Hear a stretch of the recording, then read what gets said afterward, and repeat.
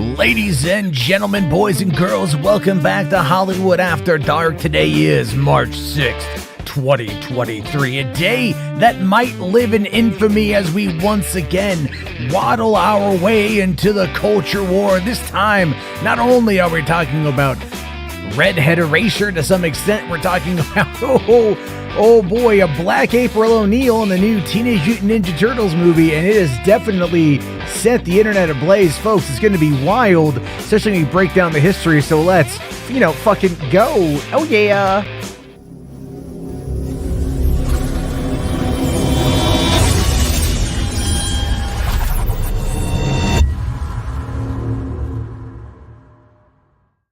Hey, what's going on, everybody? How you guys doing? Welcome to the party. Welcome to the show. Of course, it is Hollywood After Dark, and tonight is going to be it's going to be full of a very interesting conversation. Probably talking a fair amount about chuds, watching some chud content, and maybe even breaking down some of the, you could say, woke nonsense that's even going around right now. Because the way I view it, I'm just going to give a little bit of a spoiler here. The way that I view it a little bit, quite frankly, off the bat, a lot of people have their heads up their ass about this.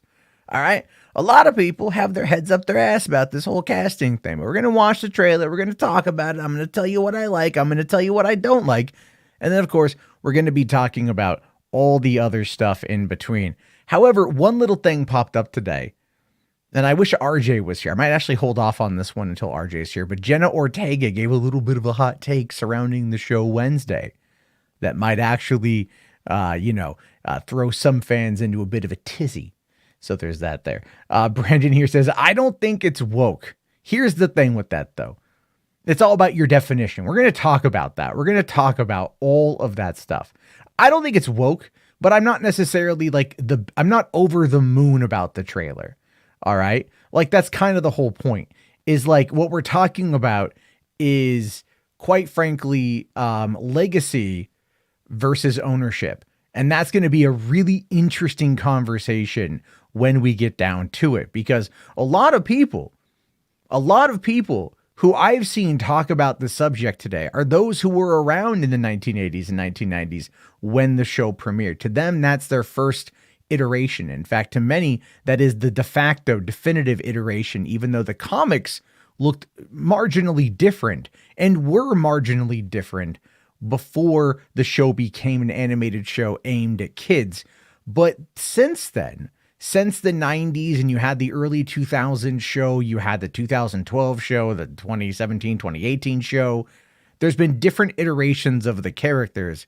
And so then it becomes a very interesting question of who then has the ownership of that? Which fan base has the ownership over these specific characters? And that in and of itself becomes something very, very fascinating when we start really talking about this, because I'm of the age, all right? I'm of the age where I'm like, you know what? I prefer the original designs. I'll fully admit this design of April didn't wow me. That I have no connection to this April O'Neil, not yet at least. So I'm going to withhold judgment. But it's one of those scenarios where we have to, I think, look at it from as objective as a place as humanly possible. It's going to be very, very interesting to see what happens with that. And I have a little fun gag to play with that too a little bit later. But that being said, before we really dive in, the other day, last night, I showed you guys the Snakes on Cocaine little short that I had made based on a prompt from Taylor about a bad movie pitch. Well, today, while I was at the library, I decided to make a mock poster for Snakes on Cocaine. Obviously coming summer 2024. This is I kind of dig it, to be fair. I kind of dig it. I thought that this is an interesting take on it. Obviously needs more snakes, obviously needs more cocaine, obviously needs more destruction to fit the premise that we saw last night. But I thought this worked out pretty well. And then I also was fooling around with a bit more of the AI stuff today. I talked about one a while back called Bigfoot Assassin, where Bigfoot was recruited by the CIA. So I prompted this in Midjourney. Thought that turned out okay. And then of course I like that one, but then I re-rolled it. I messed around a bit more and I came up with this specific prompt. And I gotta tell you guys, like if this was a movie cover, I saw on like on the VHS rack when I was a kid, I would have grabbed this in a heartbeat. All right. I would have grabbed this in an absolute heartbeat. But so yeah, obviously we're going to have a lot of fun joking about fake movies, bad movies, parodying other films and whatnot. And we'll definitely do it involving AI and Midjourney and AI voices. And we'll try to make it fun and everything else. Yeah, Simon here says Mighty Joe Young too. That's kind of the vibe that I got from this. What's funny though, originally, if you count her fingers on her hand, they're correct now. The first couple rolls I had of this particular prompt, she had like 7-8 fingers. So you had to do that. So we got people. Oh, we got Gary here saying that Jerry here says he's going to watch Cocaine Bear. Good luck. Let me know how you think about that. Mark is asking, does anyone watch Midnight's Edge? They were live this morning. Had like 1,800 people watching from what I could see. I saw them pop up as I was surfing around on some stuff. And unfortunately, people still watch them and people still listen to their bullshit. And look, you know, you can ask that. You can lead a horse to water, but you sure as fuck can't make him drink. You know what I mean? You know what I mean on that one? But anyway, that's just some stuff I was messing around with today. Of course, I just want to share it with you guys because it's always a fair amount of fun. But we got Reed here with the fiver kicking off the night. Let me grab where did that go? I lost it. Hold on. There it is. All right. Snakes on Cocaine in a Plane coming to theaters next March. 420 sequel to Snakes on Cocaine. I mean, Snakes on Cocaine on a Plane would absolutely be the next feasible entry into the franchise, obviously, you know. Then it would be Snakes on Cocaine in a Plane in the Rain. And then we're getting into some weird Dr. Seuss-like territory, which is just going to be a bit on the wild side. But obviously, there's some fun stuff with that right off the bat. Thank you very, very, very much. Keji here asking, have we seen the G&G video on it? Oh, no, we're going to watch the G&G video on it. All right. We're going to watch that there. McCad here says, well, I watched a Chris Rock special after seeing you mentioning it. Cool, man. They actually worldwide blocked that stream. I had a worldwide block on that stream until late in the morning today. I didn't even know about it. They didn't send me a notification. They didn't do nothing. I knew there was a copyright claim. I'm fine with copyright claims. You know, I don't make any money on the replays. It all comes in through super chats and memberships and stuff. But this was absolutely annoying. I had no idea about it till I woke up. And so there you go. But it's up now. You guys can check it out. And it's absolutely something that Netflix has released all claims on. So that works up okay. Sphere Commander says, getting caught up when I saw the trailer. I didn't know how to feel about the animation. I wasn't blown away with it, but I'm still going to go see it. Yeah, I'm in the same boat. I'm in the same boat on that one, right? Jalen, we just started, man. We just started. Yeah, the Batman says, couldn't find your stream over here in the UK. Oh, no, it was a worldwide yeeted. Worldwide taken down. They were like, it's just copyright. I'm like, whatever, guys. All right. So you know what? I was going to wait to see. I know RJ had some commentary he wanted to make on this one, but obviously his ass is not awake because, you know, he's got a job to do and shit. So why don't we just start off by talking about Teenage Mutant Ninja Turtles Mutant Mayhem coming to theaters this August. And this August is funny because this actually August, the first week of August was, I believe, 2014. The second week of August was when Turtles came out. It came out the week after Guardians of the Galaxy, if you want to believe that, right? A week after that, it came out. But now we've got this new one, this new animated movie from the director of The Mitchells versus the Machines, which if you've seen that movie, you, one, know how good it is, and two, know what kind of animation style that they're going to be going for. Again, we're in this weird phase right now. We're into the Spider-Verse, Mitchell versus the Machines, Puss in Boots, and even this one have started to cut frames. I don't know why. They said they wanted to be like living storybooks is like one of the things I heard about Puss in Boots. And I think it's a bit of a cop-out. It's an interesting visual choice, but it really does take me out of the motion. It takes me out of the scene a little bit. It doesn't hurt the movie, but it doesn't make it better in my opinion. And quite frankly, I appreciate when animation looks smooth. and looks realistic. And I appreciate all that. Now, the thing with like Mitchell versus the Machines and Puss in Boots and Spider-Man Into the Spider-Verse is that, quite frankly, they're all fantastically made movies. They have wonderful messaging, wonderful scripts, wonderful acting, wonderful everything. So again, it's worth the sum of its parts, even if you're not the biggest fan of all of it. So pretty sure the Peanuts movie started all this years ago. The Peanuts movie had a little bit of that as well, but I only saw it on the other, or on Disney Plus when it came out. And I love the Peanuts movie. Saggy Melons, our resident black female co-host. Would you like to come on for this conversation? I think we could have an interesting conversation because I think I know your take on the situation. So I'm going to send you a link because last night was funny. And obviously we can have ourselves a very interesting conversation surrounding this. And we get some interesting perspectives. You see, this is what you're not going to get on other movie commentary talk shows, right? This is what you're not going to get. You're not going to get, let's go to a person who has a specific insight into this, right? And you're not going to get that. You're just going to get a lot of white men opinions, and quite frankly, that ain't all that great, right? Because we only have a limited experience.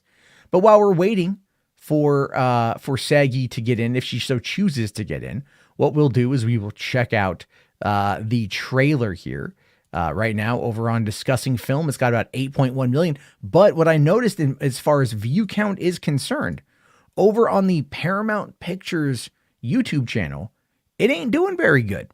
Not compared to Scream and not compared to Transformers: Rise of the Beasts. Now, granted, it's going to be a thing, right? So we're going to have to wait to see how this kind of plays out. But again, like I said, this is all about welcoming to the culture war, because a show that when I was a kid, let me just tell you guys a story real quick. When I was a kid, when I was 5, TMNT, the show, came out, right? And I would watch it every week. Every episode I'd watch. And then my mom was like, hey, listen, you're an expressive child. Do you want to go take tap dancing classes and modeling classes and acting classes? Because you're a cute as fuck little kid and we could put you into show business. All right? We could put you into show business. So I started doing that. Started taking these classes. I learned to walk a runway. Right? Learn to kind of wear dress shoes and like walk a runway and like how to pose and do the whole headshot stuff. And I was a 5-year-old kid back in the late 1980s. And man, you know what? There was like, my mom really wanted me to go. She really wanted me to do this. She thought that'd be great for me. She didn't know this was setting me up for down the road in my life, right? Obviously, I'm a performer. Obviously, I like to entertain. All right. But I don't use my body. I use my mouth. Wait, that sounds kind of wrong on so many levels. However, there was one obstacle standing in my way. I had my rehearsals. I had my class Wednesdays. And that just so happened to be, if I recall correctly, it's been about 35 years. But that was when Ninja Turtles was on. And I was like, Mom, you're cutting into my Ninja Turtle time. We have to find a way to move this. So I stopped going to this class because it cut into my goddamn cartoon time. So when I talk about my love of this fucking show, it goes back to when I was a kid. But joining me for the conversation is Miss Melons. Hi. Miss Melonsy Mac. Can we call you that now? Call me what? Melonsy Mac, like Melanie Mac, but like the cool black version. No. Okay. Well, I was asking. Guess not. All right, folks. This is what consent gets us. Okay. All right. Instead of just giving her a name that she didn't want, like apparently some of our ancestors, not mine because European. I'm an old. God, I don't know how you. I don't even know. I don't even know. My family's not from the South, is all I'll say. So. That you know of?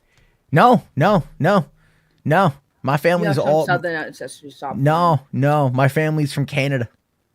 You know what? I mean, you know what? And you know what they didn't have in Canada, Saggy? Slavery. So there you go. My hands are clean. Your hands are far from clean, honey. Far from clean. Anyway. King of the Golden State for 5, thank you. Says, just watched the trailer. I want to keep an open mind, but April O'Neil, yikes, kind of tells you that Eastman and Laird have enough money not to give a fuck. Well, the thing is, I think like Laird is actually involved in this, but I just don't know to what context, right? So I don't know. I don't know yet. I have to wait to find out more. But you've seen the trailer, right, Sagi? Mm-hmm. All right. Well, let's watch it. Let's watch it again. Stay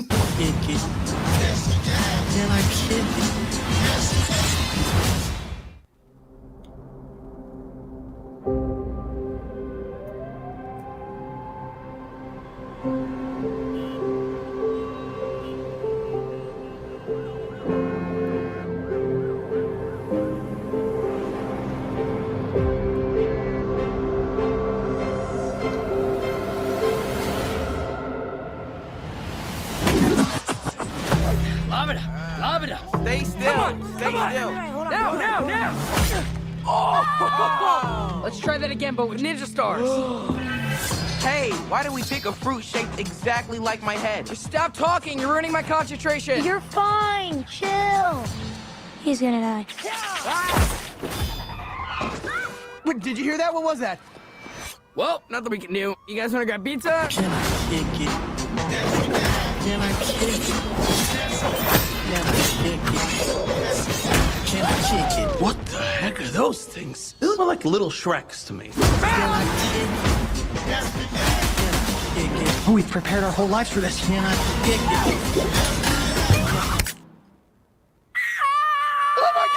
Oh my, I'm gonna be sick. Leo, what happened? Is Donnie bleeding? It was an accident. Mikey, watch out!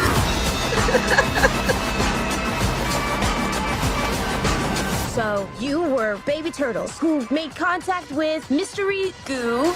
Well, we prefer the term ooze, but yeah. It's like more like, it's just nicer. It rolls off the tongue better, yeah. Ooze. It's nice, right? It's ooze.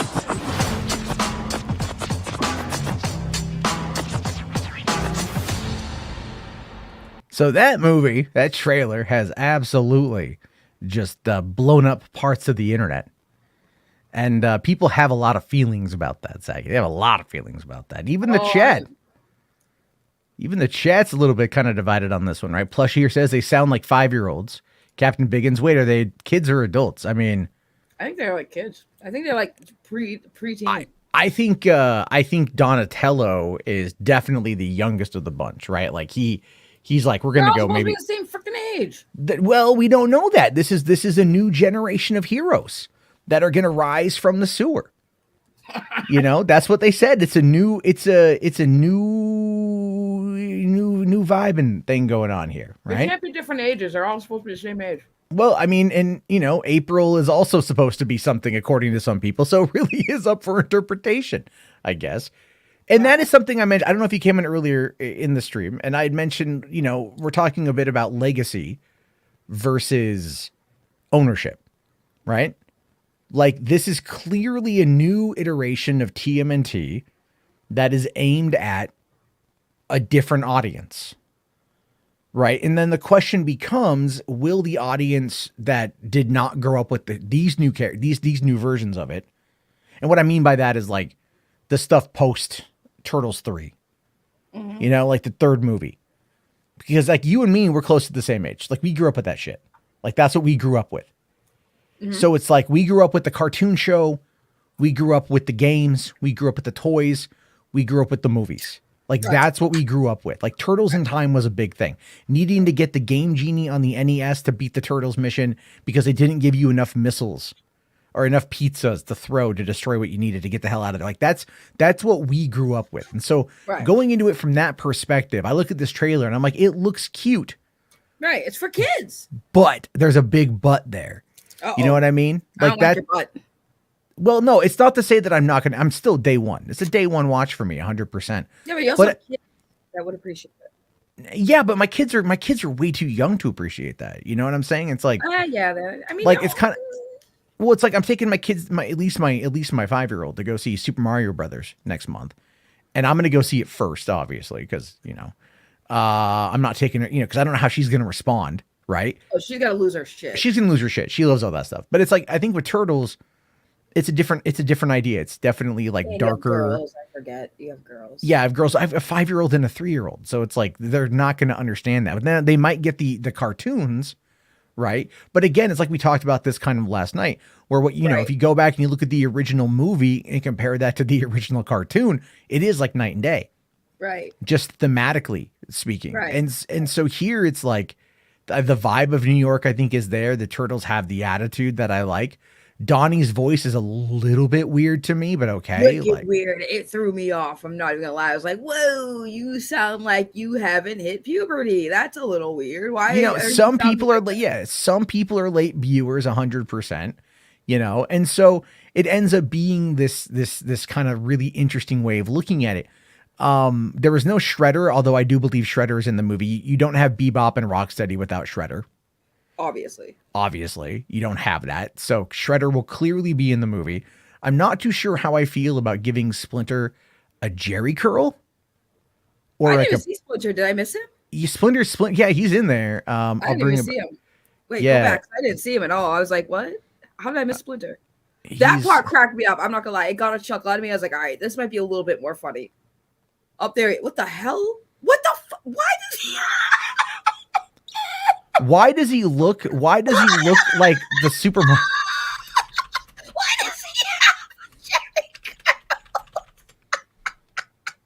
What is? Why does he look like that? I don't know, but when I saw that, this is what I thought of. Whose idea was? Right? When I saw that, this is what I thought of.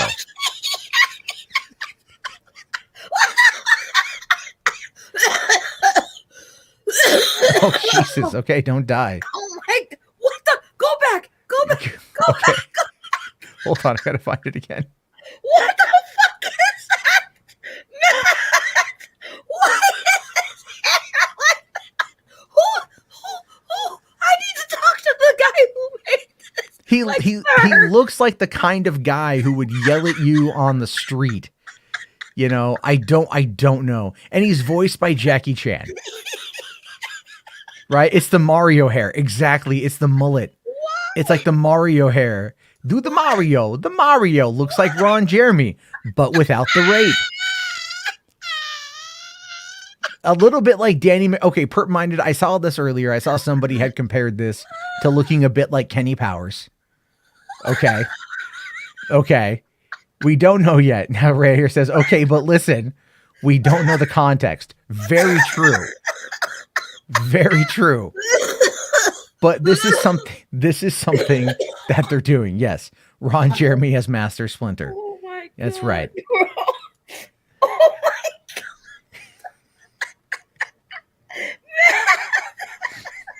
Who did this to Master Splinter? Who did my boy dirty? I don't know. I think it's got to be a flashback. Oh my god. It's got to be a flashback to the 80s. It's got to be. My boy dirt. I mean, like, the animation here looks kind of weird, like, a little crazy, but they're fighting. The ones I like are Bebop and Rocksteady.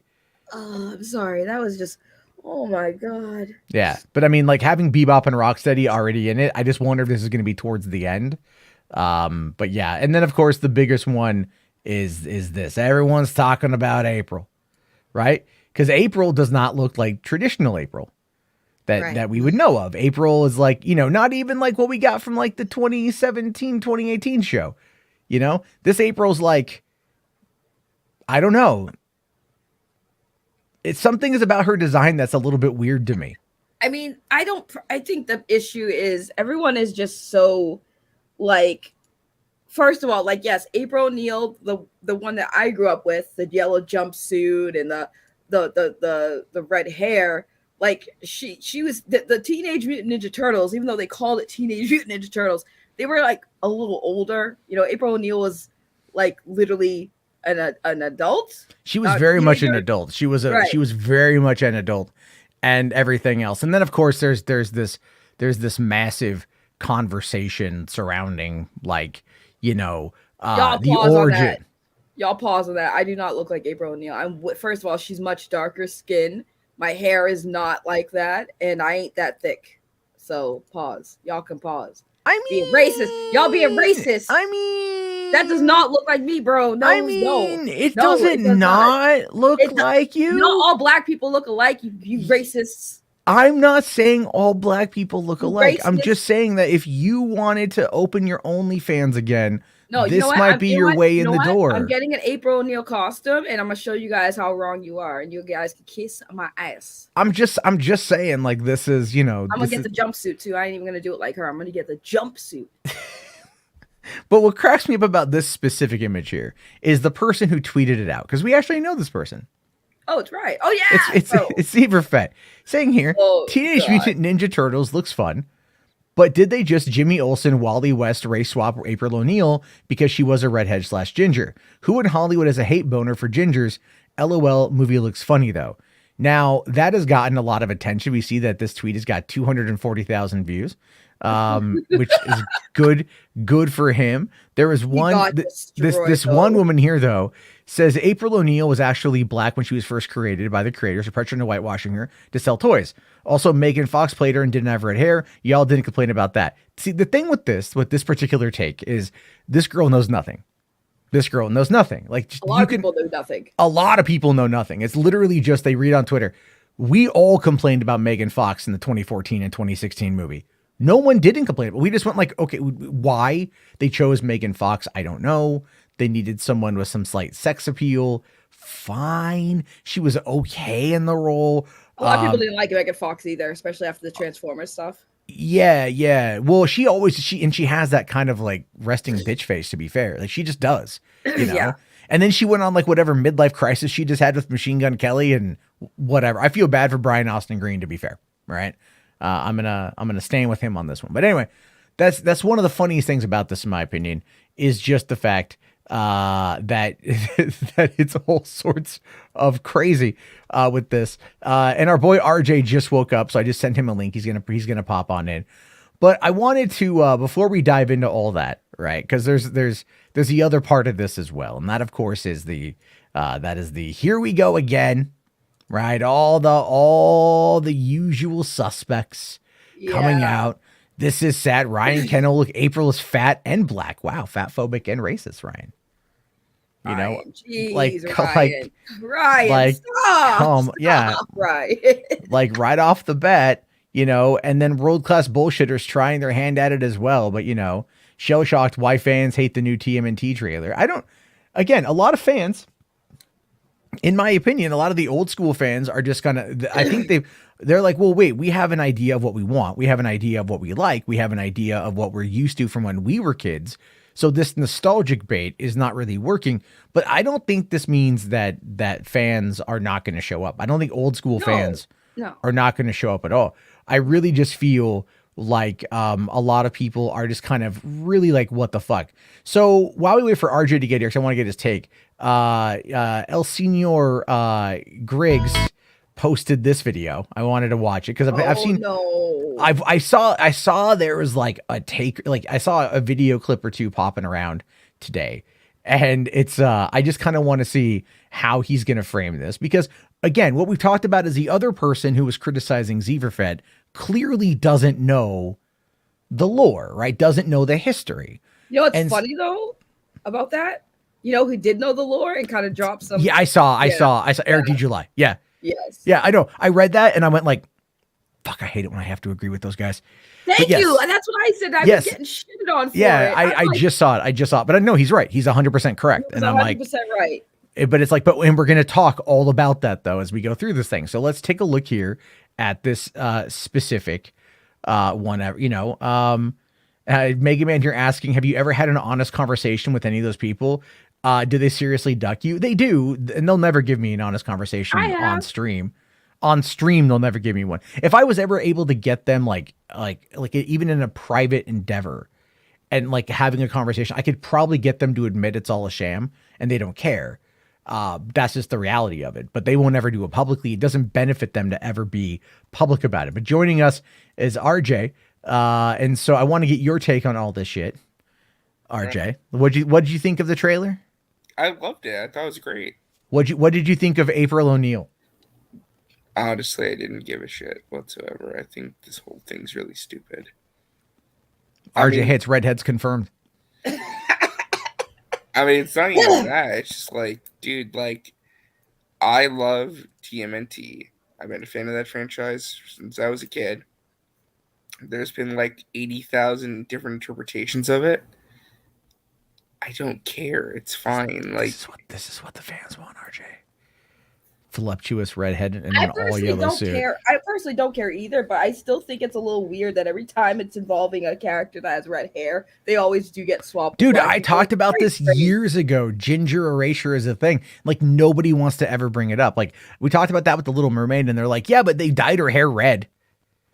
I'm like, yeah, okay. I'm like, yeah, fine. You get that one, I guess. And then in this one, even her hair is red. So it's like, fine, but it is weird that people who are, redhead seem to like be really kind of, they're the first to go, Yeah, like that's what I'm saying. if this was a woke horror movie, they'd be the first to go.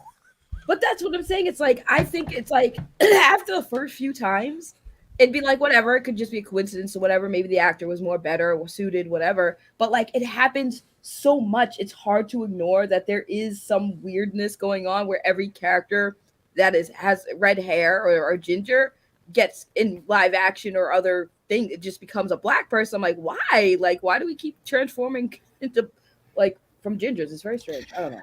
can I just say too, real quick, that it's very disappointing to me, at least, that when it comes to this whole thing, it's very sad that instead of having to come on here tonight and talk about the actual merits of the actual trailer, that we have to spend time talking about this bullshit. Because, You knew what you were getting into when you came on here, though. No. What I mean is, like, not the specific stream. I'm talking about the general conversation around this whole thing. Yeah. And didn't I say this was going to happen last night? I didn't watch said this that, part. yeah. I did say, I you even said this that. morning, I'm like, the conversation is going to be all about April. Here's the thing. I love the goddamn Ninja Turtles. Like RJ says, as I told the story earlier, they came out when I was 5. I'm almost 41 to give you just an idea for how long I've been a fan. But it does go through different iterations, and those different iterations then have different fans, and it's legacy and ownership, right? All this kind of stuff. Real quick here, we had a super chat from Agent Josh. Thank you. Says, in an alternative universe, young Jarbo car washed Michael Bay and got accepted into roles for Transformers and TMNT. You goddamn right. In an alternative universe, I was the Megan Fox of the Transformers franchise. Ew. I was the Michaela. There in an alternative universe. Imagine me in a crop top, bent over a freaking Trans Am, looking in that under the hood, going like, "Hi there, Stan Witwicky.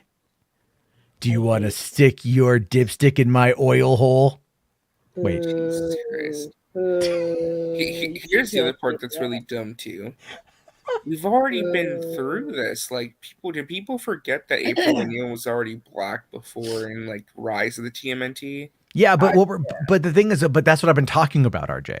Is we're talking about legacy versus ownership, right? Which iteration? A lot But of I'm the just saying, older like, audience, they've already made the change before. they've made the change before, and then they changed it back, and then it's like they've done the other stuff, and that's kind of where this whole subject comes into play. Why there's so much just misinformation surrounding the ethnicity of April O'Neil, which really shouldn't matter. But again, when people talk about look at the guy who is overseeing X-Men 97, Bo something or another, I forget his name. But remember when he'd given an interview talking about The Witcher and how like he worked on The Witcher, and he was a writer and he loved the source material, and a lot of the people writing that show did not like the source material. So there were things that were changed. Triss Marigold is not a ginger in the show. I think she's fine in the show, but Triss Marigold is not a ginger in the show. And Triss Marigold, if you've played the Wild Hunt, is a big fucking part of the Wild Hunt. And and there's things with that too, where Henry Cavill has talked about that, where, he's wanted to go a certain way with it. He left the show that he loved. And is now running something else that he has full control over. All right, so we can look at that from that perspective of like respecting the source material. So anyway, the writer, that writer of X-Men 97, he's the showrunner of that show, and he has said in interviews that he won't bring anyone on that doesn't love the original 97 X-Men animated series. So it's like because he wants to respect the lore, he wants to respect what came before it. So that ultimately ends up being the question: is this a version of the characters that are in line with what Eastman and Laird had made back in the 80s? It's obviously aimed at kids, so the answer to that is no. Is this something that Seth Rogen wants to do? And I say that, but then I go, well, Seth Rogen, look at The Boys, look at Invincible. Amber. Which one? Amber. Remember, in the comic, she was originally white, but she became a black woman in the show because she was voiced by Zazie Beetz. Right. Yeah, and there was things on that too. And again, people, Invincible is not as much of a cultural phenomenon. Well, it's not enough property that people know, really. Yeah. So if you play around with that a little bit, no one really cares. Well, did you also hear that one of the actors on The Last of Us had said that Mahershala Ali was in talks to play Joel at one point? Yeah, he almost got the part. Imagine how, for one, that dude is one of my all-time favorite actors. So I think he would have brought but a lot of. But if he got cast, it would have been a shit show. It would have been a shit show. It would have been an absolute shit show. Like Pedro Pascal can play it. Well, Pedro Pascal already got pushed back. So it's like, why are they changing Joel and Tommy to be Hispanic? Yeah, right. I know. And then even Sarah was mixed race. So, or biracial. I don't know what's the term. Is it mixed race? Is technically. Is it just me? Is mixed race sound more negative than biracial? I don't know. But here's the part, Kasagi, we got into this argument before. Oh yes, please bring it up because you clearly missed Matt's take on that, which is going to be hilarious. Well, I didn't hear Matt's take. Yeah, I know what he's talking about. RJ tried to come for me, and I'm like, oh, Matt. No. Matt So also agreed. So you could try. No.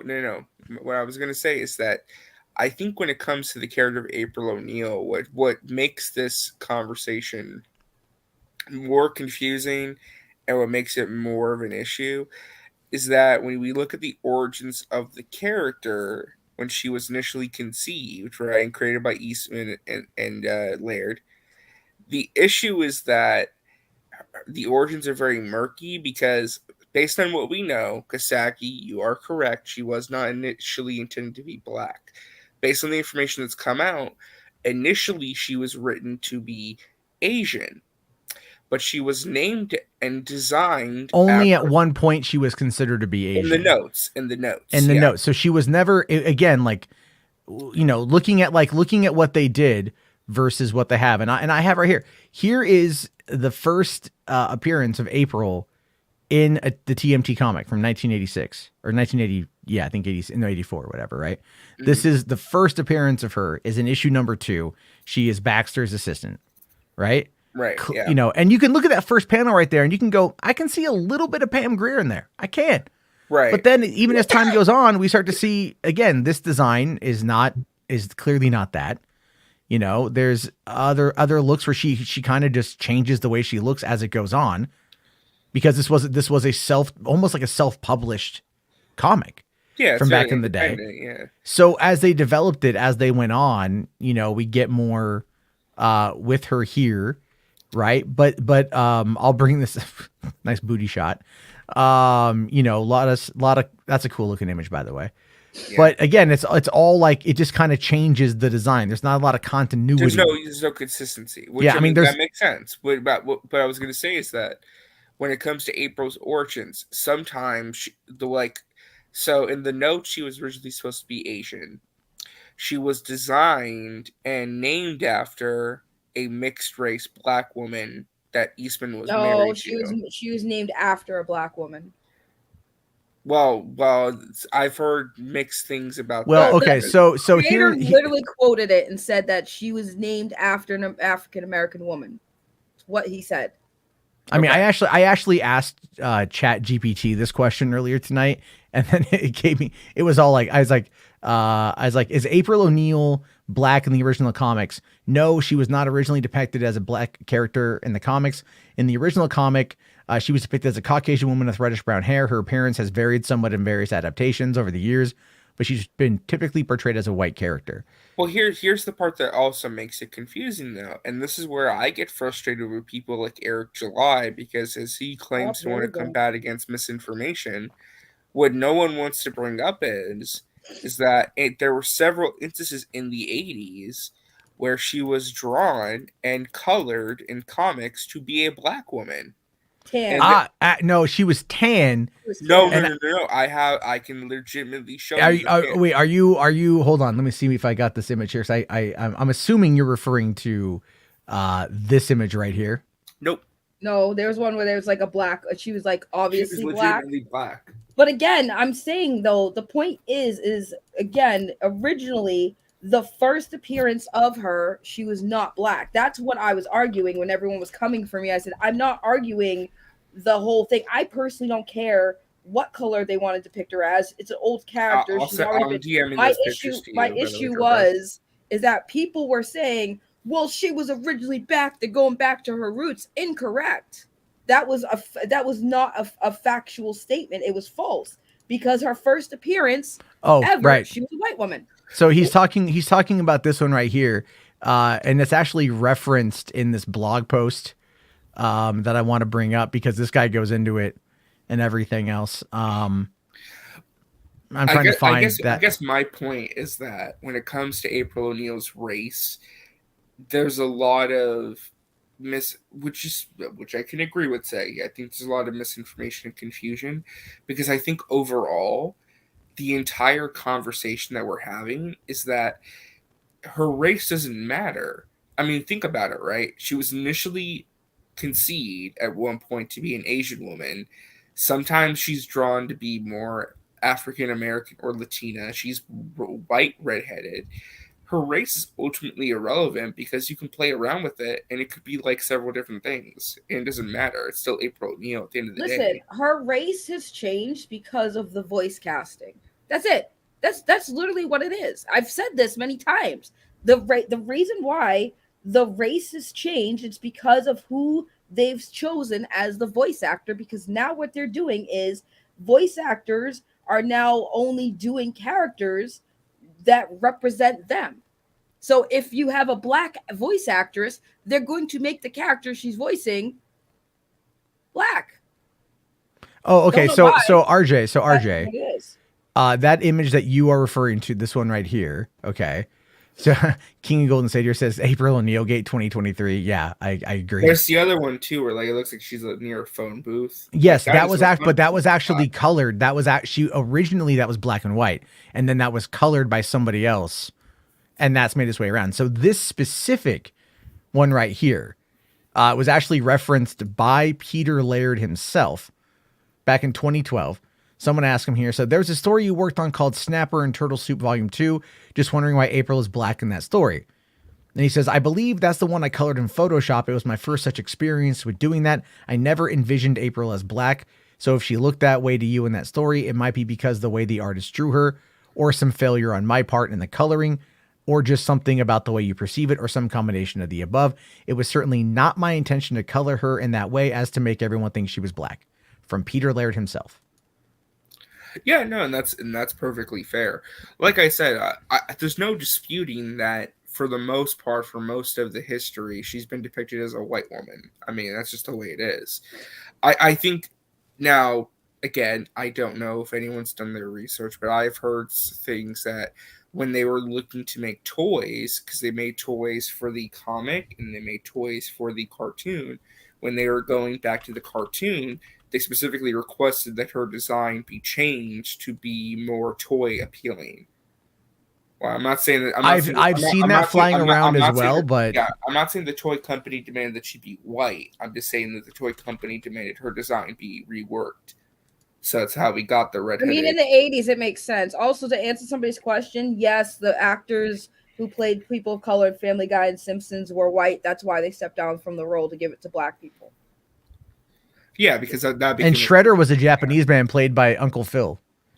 Yeah, that's true. Uncle Phil, you know, so it's again. Hold on, I'm sending you something, Jarbo, because this is why this is why you're seeing what you're seeing, and it's gonna explain exactly what I just said. Yeah, this is here says Kevin Eastman was only married twice, starting with the late Julie Strain. That's true. That's true. I met Julie Strain actually back in, I want to say 01 or 02 at Comic-Con. And yeah, well, there was an anecdote I made to my friend about that I won't repeat here, but let's just say it's kind of interesting meeting a person you've seen naked. Oof. By the way, 'cause I Multiple got times. here late. Like overall, when we talk about the actual merits of this trailer and what it presented, what do you guys think of that? The actual trailer itself. I like it. I'm down. I want to see a story trailer at this point. Is what I want to see. Right, you want to see because this was just a little teaser, like it needs Yeah. the animation I style. want to know why they did Master Splinter dirty with that hair, though. I like it though. It's different. It's- you know? Of course It's you like- like it it's- because you're a weirdo. It's. I think again, it's like RJ is like he's. Yeah, I don't know. I think there's an age gap between us. No. Like, Yeah. listen, the TMNT that I grew up with was the 2003 series on 4Kids. That one. That's what I grew up with, and that was more like the comics. It was more based on the Eastman and Laird comics. What, It was did a you little even bit read darker. a freaking Teenage Mutant Ninja Turtles comic? Be real. Yes, I've read them before. Yes, it's not exactly 100% gritty like those original comics. My point being is that the story itself. So you read like the IDW comics and not the original comics. No. What I'm saying is, if you go back to the 2003 show, the initial story arc is like pretty much that's close to the comics as they like. The 80s cartoon was nothing like the comics. The 2003 was trying to be a little bit more like the comics. That's the one I grew up with. Was the 2003 show. Okay. I grew up with that and the 2007 animated movie. That was my Ninja Turtles. I wasn't big into like the 80s cartoon. So that's Well, I think it's also because there was like that you didn't grow up with it. I think that is the clearest thing I could say about that is like you like it's, and I'm not using that to denigrate you or to put you down in any way. What I mean is like you were, it's like, it's kind of like, you know, like you like The Simpsons, but you don't remember, you weren't around for Simpsons Fever, right? Like that's like, true. Like Yes. you weren't around for Turtles Fever, where it was Turtles everything. Like even I read an interview with Eastman, and he was talking about like how like the rapid success of the comic leading right into the show. It gave him like depression, like writer's block. It was imposter syndrome. Like he didn't know it made him stop wanting to draw, and he loved to draw because of how popular that shit was. Right. So like, you know what I mean is like this is like the stuff that now is like, it's almost like you kind of have to expect those kind of blow ups. Oh, no, for sure. Because this is like really connected to people's childhoods. I mean, for example, again, Turtles was part of my childhood too, but not the same way. 2003, that show, it was big, but not 80s big. Like there wasn't like the Turtle Fever in the 80s. It was still a big deal show, but not the same way. Yeah. Sure. No, I agree. Real quick here, this is here says, you know that Julie Strain sadly passed away. Yeah, I do. They actually misreported her death originally, and then they fixed it. They reported her dead before she was dead, apparently, and like that was really sad. God damn. Yeah, they fucked that one up bad. It was like a mental thing, I think. Also, Todd, I did see your first super chat there for 20. I don't want to. It's not my fault. It's not my fault. My super chats are off topic. I will get to your super chat. Todd just shows up and drops. Todd, yeah, Todd just will roll up and be like, here's a nuke. Like, go off away. I will get to that when we're done with the segment. First thing we'll talk about is that. But thank you. I do appreciate you, Todd. 100%, man. Thank you. So what I want to kind of touch upon here before we look at the Jeremy video is I put together a couple images. Okay. So just different iterations. Like this iteration. I did. I just put it up on the screen. Oh, I didn't know. Sorry. Can I just say real quick? I'm being tagged in posts saying people are making observations and accusations that they designed the new April O'Neil after Saggy herself. Saggy, would you like to comment on that? One person made that accusation, RJ. One person. I know because I was tagged in it too. I'm just asking Saggy how you feel about being represented in animated form.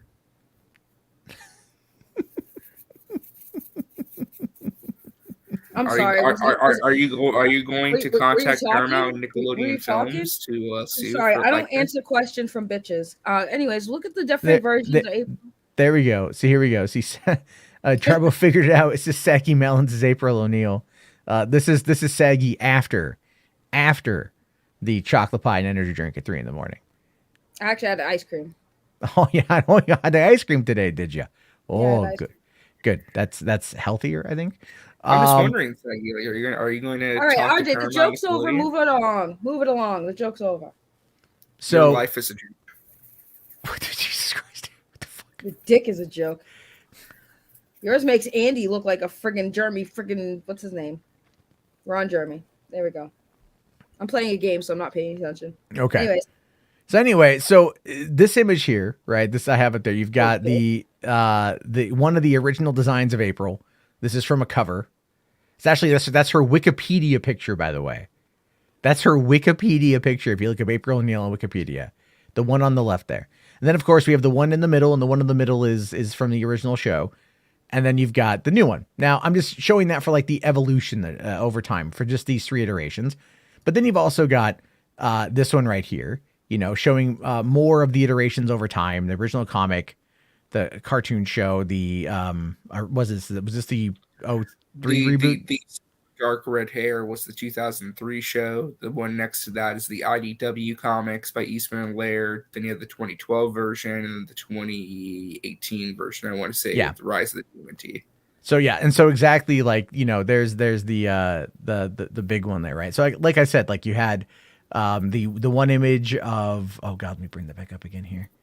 Darn it, where's it at? So I mean, there's obviously, you know, again, people keep floating this one around as well, of this version of April, right? And that is definitely like one that you see pop up. But I think I found the inspiration for this image, right? I really do feel like I found the inspiration for this image, and Master I think Splinter. not Master Splinter, Lionel Richie, I think is the inspiration for this image. I know, right, Caden? Oh shit! Caden inspired April O'Neil. Well, goddamn. Every time I see this image, I cannot. It's the perm. This is the thing I think a lot of people don't realize about 80s hair culture.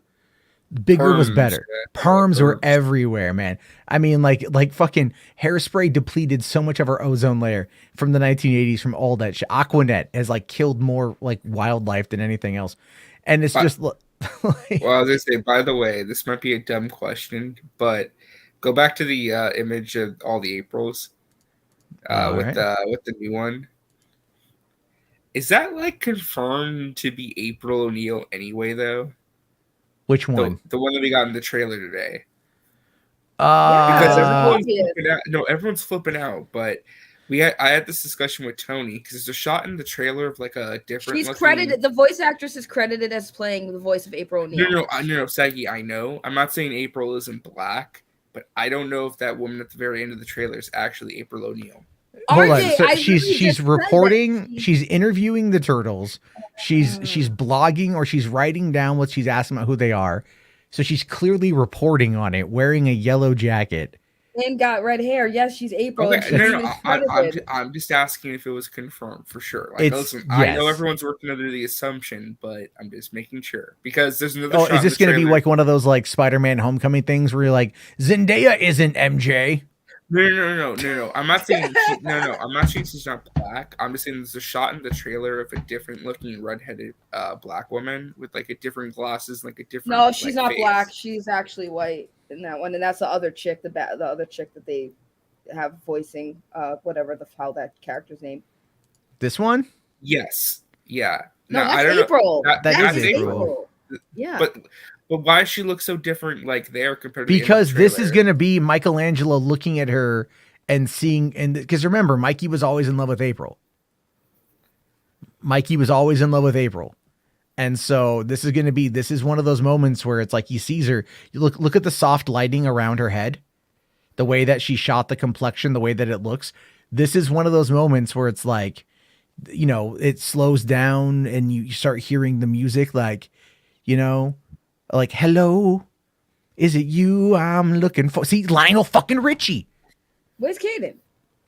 That's what I'm talking about. It's Lionel fucking Richie. That's what this boils down to. So yeah, this is a shot. Guaranteed, this is a shot in the movie where they are looking at her and they're going like, it's gonna be Mikey going, yo, what up, girl? So just for clarification, you guys believe this is the same April O'Neil, the same woman that we see at the end of the trailer?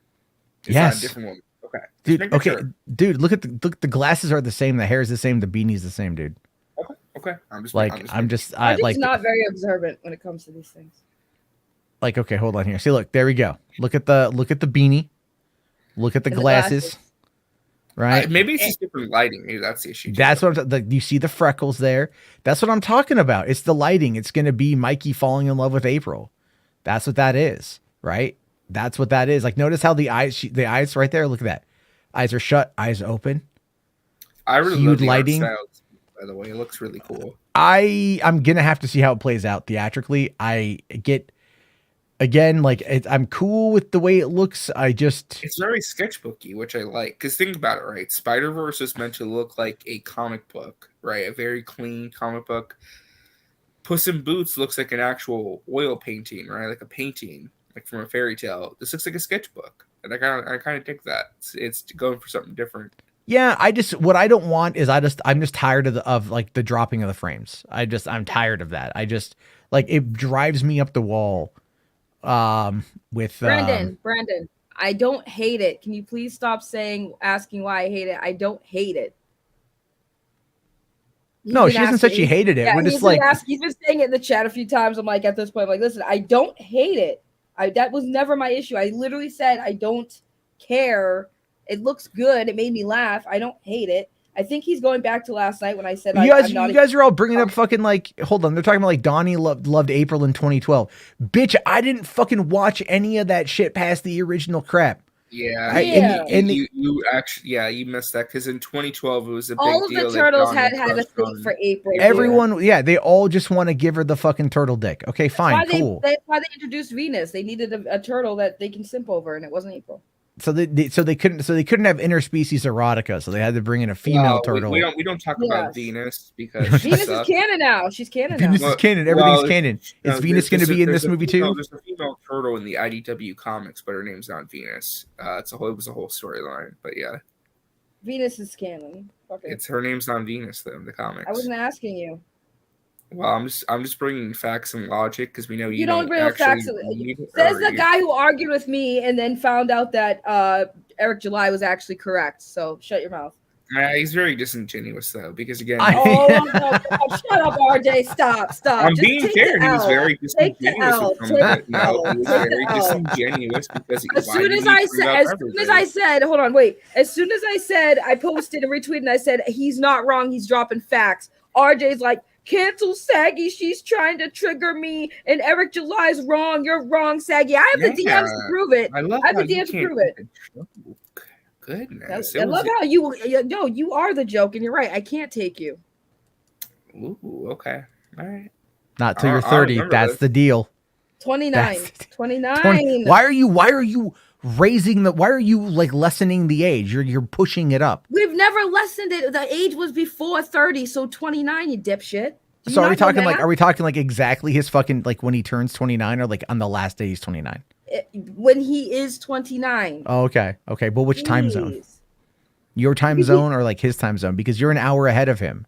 All right, we're supposed to be reacting to Jeremy. Guys, can you get him on track? Let's do the Jeremy thing. Let's go back to that.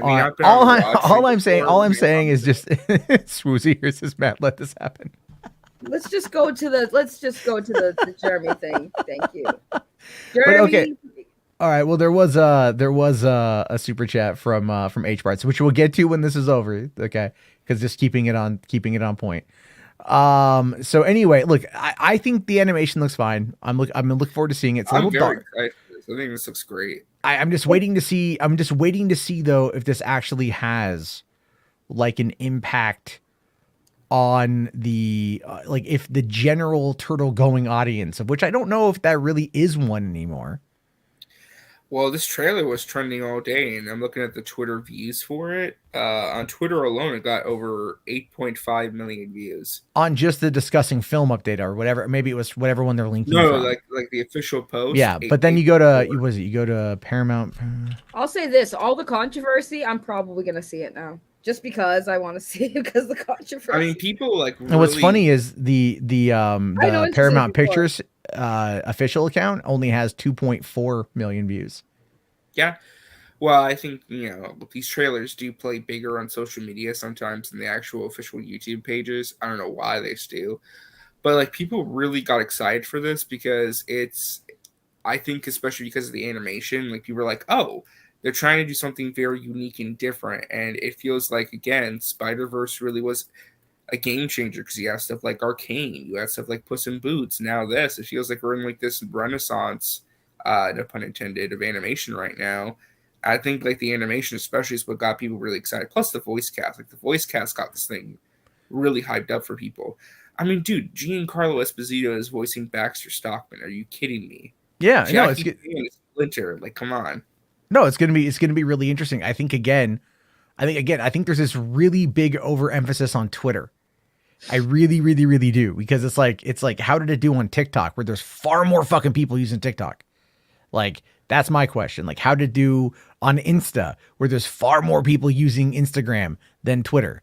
Like YouTube, like Twitter is the literal bottom barrel of user base. Literally, it is the bottom barrel of the user base. Well, would you say if it got like over 8 million views on Twitter, that would probably bode well for the other social media platforms then? Well, I mean, sure. It's also spread around to the point of where we have no idea, because like there's so many re-uploads and things like that. But I don't know. I think whenever they release the metrics for it, because Paramount did the same thing for Transformers, the new one, so we'll have to wait and see on that one.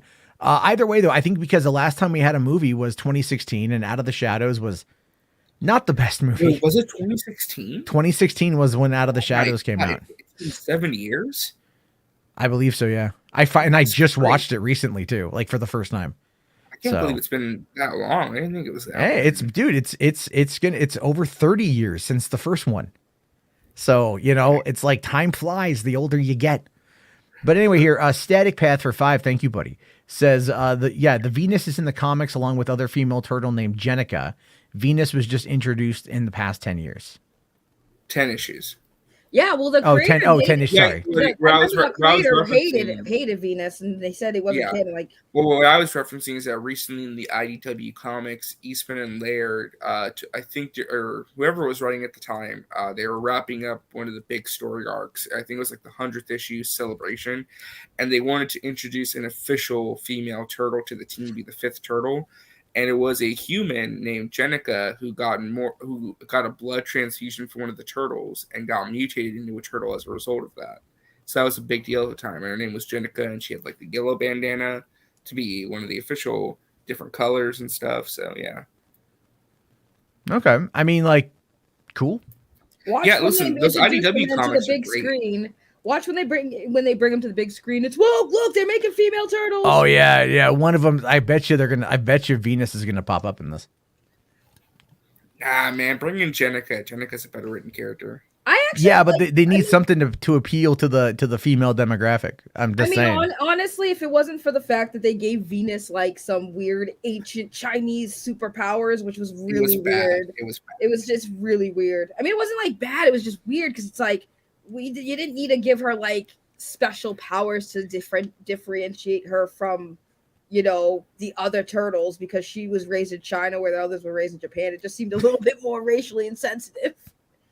Yeah. By the way, did you? But Jackie Chan voicing Splinter, fine. Listen, that fucking hair is more of a sin than Jackie Chan for doing the voice. Let the rat have a mullet. What do you have against mullets? They're dirty, RJ. They're dirty. The mullets are dirty. A rat. Doesn't that make sense? Dirty rat, dirty hair. Wow. RJ, you only are okay with dirty hair because we all know yours is dirty as fuck. No, I bathe pretty regularly. Thank you very much. Nobody said that. Anyway. Willie here asking, why can't they bring back the 80s show? I mean, they kind of already have. If you watch the 2012 show, they did like a giant crossover with the 80s where they did like 80s style animation, and they brought back those characters to give them a proper ending. So okay. I mean, I'll have to go back and watch those again. I'm sure those are all on Paramount Plus. They are, yeah. Okay, so let's see here. Caden here says, I'm surprised that no one's complaining about Rose Byrne as Leatherhead. Oh no, they are. It's just not. It's like, because Rose Byrne is a white Australian woman, not a black woman. That's well, that's this interspecies. Really? Well, was it Leatherhead and there's another character that got swapped as well, I think, for this. I mean, I don't know. Again, these are all like, they got voice talent. You want to make a better master voice talent. But like I said, it all boils down to like, it really does boil down to just it's like it's legacy versus ownership, right? Like which fan base, the 1980s, the 2003, the 2012, and the 2018 are going to claim closest ownership to this, right? But that's what makes Turtles such a great property, though, is that it's multi-generational, and typically within again, this is my experience, okay? So don't yell at me. But in my experience, there's like this communal feeling with the Turtles fandom because everyone kind of respects and loves all iterations because all iterations do something different or capture a different aspect of the property. So people really got behind the 80s cartoons. That's their childhood. People like me got behind the 2003 cartoon because it was my childhood, but also fans of the 80s cartoon like the 2003 show because it fit more like in line with the comics, at least storyline-wise, not in tone, just storyline. 2012, people really got behind it because it was CG animation. They liked the voice cast, and it had a deeper, more mature story at certain points. 2018 did get some pushback initially because of the April change, but people really dug the animation, how they were being experimental, more anime-like. So that's what makes the Turtles franchise and the fandom so unique, is that typically it's very accepting of other versions. Yeah. It's just that people outside the fandom who only, I think a lot of people are trying to grift off this or haven't been paying attention. They get very protective of what they perceive as what Turtles should be.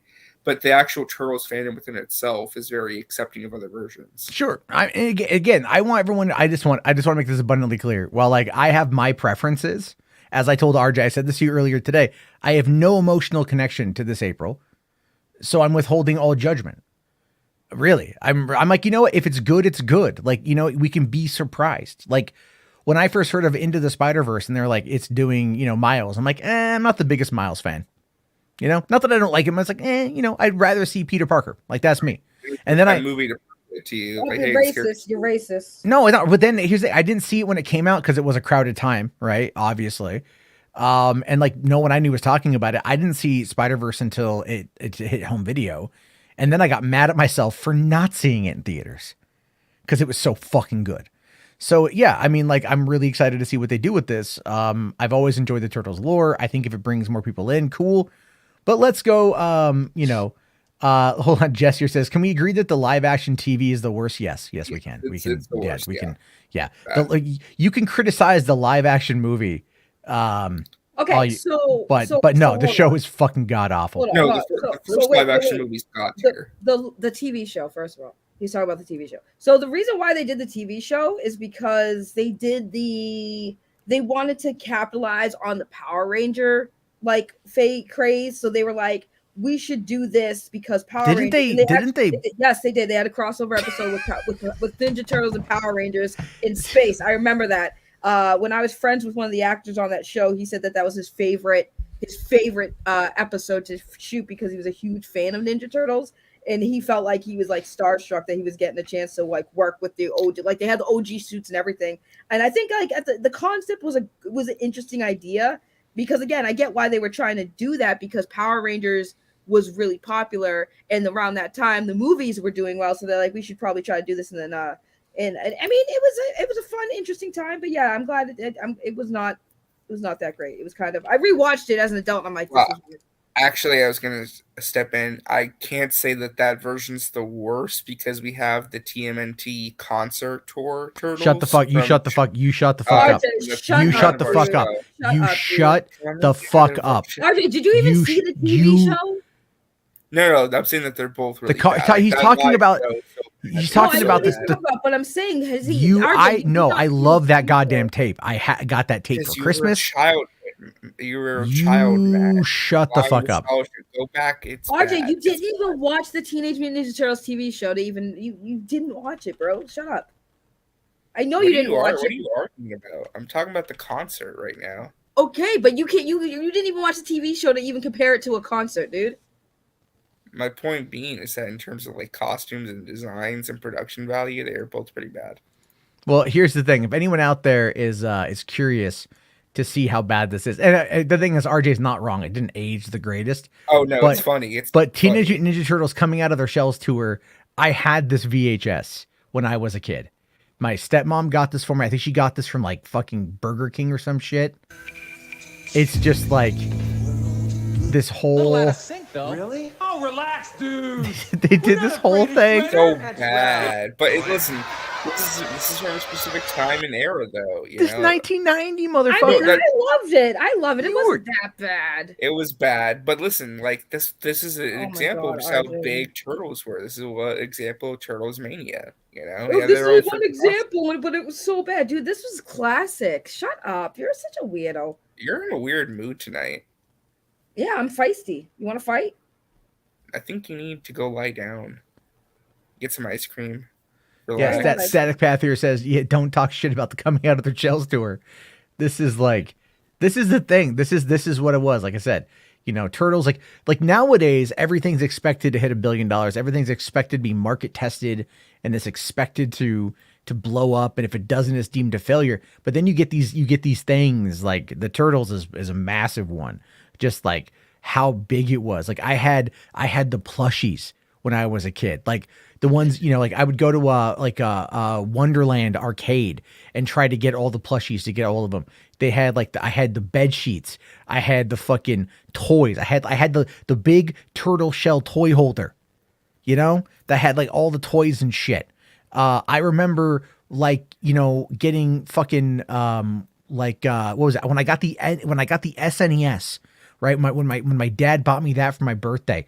One year. That was when they had the Turtles fighting game was out, and I bought the Turtle. That was the first game for the SNES I had was the Turtles fighting game. You know, like I played the old game. Like I was in that shit. So it's like I get it. I want them to do more Turtles. Like I just don't know.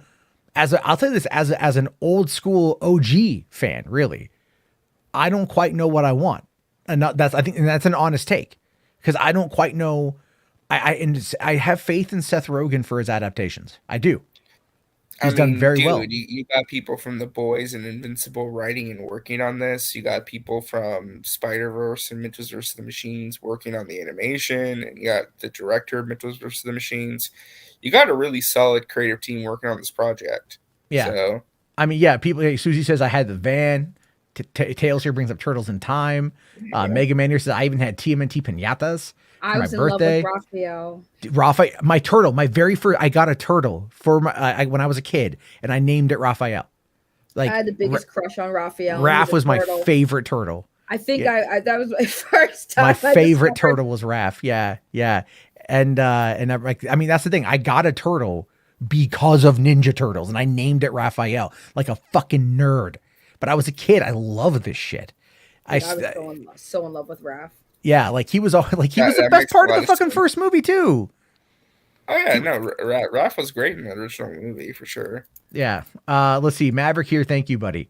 Says coming out of their shells gets credit for one thing. It's where the opening song for the arcade version of Turtles in Time originated. Oh, that is true. That actually is its good contribution. Yeah, well, it's like, I mean, don't get me wrong. Like the old thing looks bad. It didn't age the greatest, but it still holds a place in my heart. Spider-Man Gaming here says watch the 2012 show. It's good. So I do need to give those check those things out there. But all right, let's get into the Jeremy thing so I can answer the other non-related super chats. Later. An hour. Well, it's been an interesting conversation. Intro. It's what? It's time for the special intro. Oh yeah, I haven't done that in a while. I haven't done that.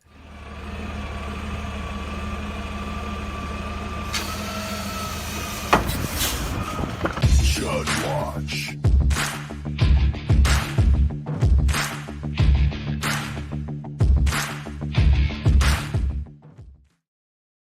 It's been a while since a good Chud Watch video.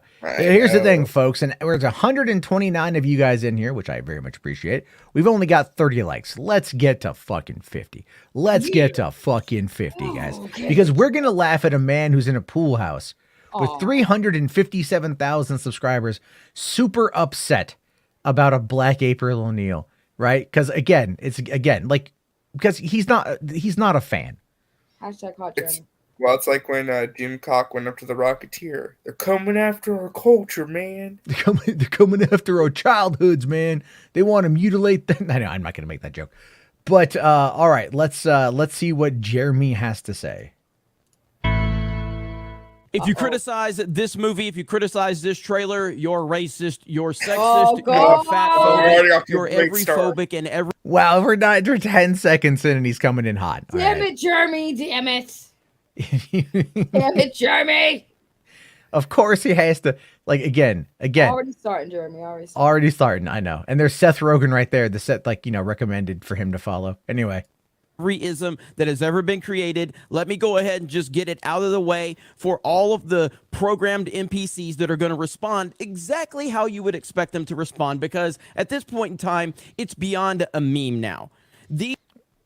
He does realize he's talking about himself, right? Like, he does realize he's talking about himself. No self-awareness. The meme now is that these guys, because anytime there's a black person, it's like they react negatively. They really, if you track it down, it's a woman. In this case, it's a black woman. It's like a double negative for them, right? It's like a double whammy. They're like, oh, I can hit 2 boxes: misogyny and racism. Yay! Oh my God. Saggy's like, why am I here? Every time, and then Because you clicked the fucking link. That's why you're here. No, I regrets it. You regret? Well, there's no regrets. Saggy. No regrets. No regrets. Yeah, Keji here says, ironic coming from the major meme clown himself. Exactly. All right, let's, God damn it, Jeremy. 24 seconds in. You just, Jesus. These weirdos, these psychopaths in Hollywood simply are so far over the line. Remember when this started out with Ghostbusters 2016? That's really where a lot of people started to realize what was going on. And then we got into The Last Jedi. We are now so far over. Okay, hold on. I am famously known for not liking either of those movies. And I'm sitting here going, what the fuck is he talking about? Nothing about The Last Jedi that was really the most hated element of it had to do with Rey. It was mostly the hate was about Luke. Really, and about like the dumbing down of Poe and Finn. And, people got mad at Admiral Holdo and the whole fucking Admiral Akbar thing. And I mean, there's so much. Rey was not even really part of that equation. Okay. Now, Ghostbusters 2016, again, was about the response from the studio and the actors and the director and the media to anyone criticizing that movie.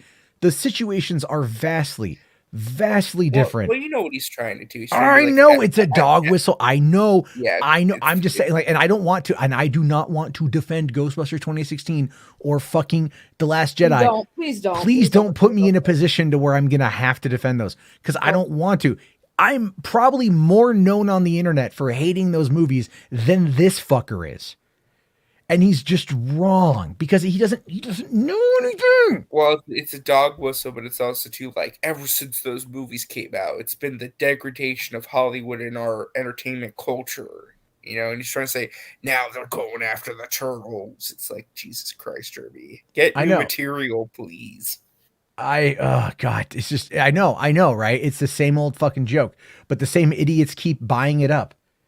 You know what I mean? Like, that's the whole thing, is like they just keep buying it up, and it's just he has to keep playing it. He has to keep. It's like I'll put it to you guys like this. Back in 2003, so 20 years ago, I saw Kiss and I saw Aerosmith in concert, and I've been waiting for this concert because I love both those bands.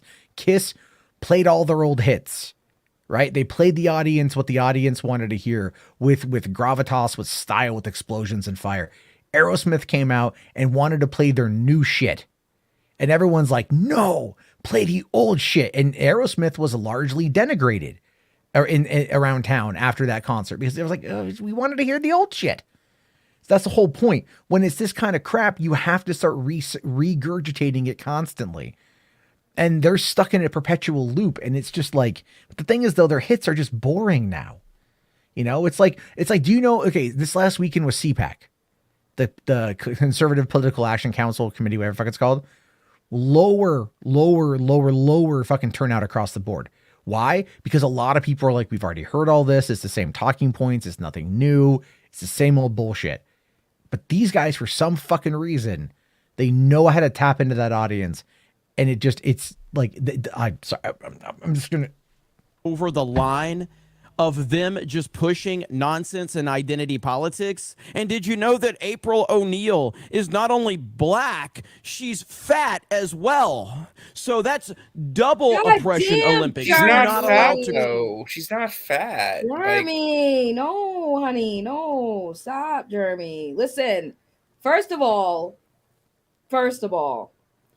I already explained this. They changed the skin color because the voice actress is black. They have been doing this a lot lately. I literally showed Jarbo the actresses, what they look like, and the April O'Neils that they voice. That is why they changed the color. I actually think it's stupid. I don't think they should do that, but that is why they're doing it. But to be like, she's fat and black, Jeremy. Bad, Jeremy. I mean, bad. Swaggy, this is the same. Bad. This is Bad, the Jeremy. same man who got upset at the Mario movie trailer because Peach was doing some action scenes. So I mean, Bad, Jeremy. Bad. Oh, I know. Yeah, he got mad at Princess Peach wielding a spear. You know, like, oh my God. But if you notice though, they actually by the way, I'm surprised. I don't know if they've talked about this. I don't know. I normally pay attention to them, but a couple days ago, there was an article that came out that had talked about how Luigi and Princess Peach's roles had flipped.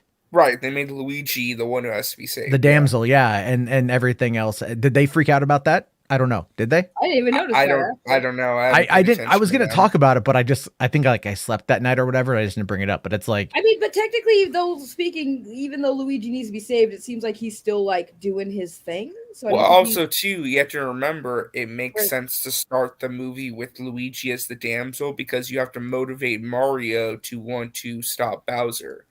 He doesn't know who Peach is yet, so because at the end of the movie, Peach is going to get kidnapped. It's just about motivating Mario at the start of the movie for a goal because he doesn't know who Peach or any of these characters are he yet. hasn't got there yet. I mean, if you guys recall, like Princess Daisy was the damsel in the original movie, and that was the love interest for Luigi. So, like Luigi was kind of more like the main character of that movie overall. We all know that Peach wants that Waluigi dick. No, Peach not doesn't want the Waluigi. Yeah, what the hell? What are you talking about? Daisy, my bad. Daisy Not even Daisy. Daisy is with Luigi. Nah, Waluigi got a thing for her, and I think she kind of like low-key likes. There's been some theories about that, and I've seen it, and there's some clips of Daisy being very flattered by Waluigi's advances. I'm just saying, man, it's gonna happen. Waluigi needs some love too. Jesus Christ! Is Saggy high off bubble tea? I don't know.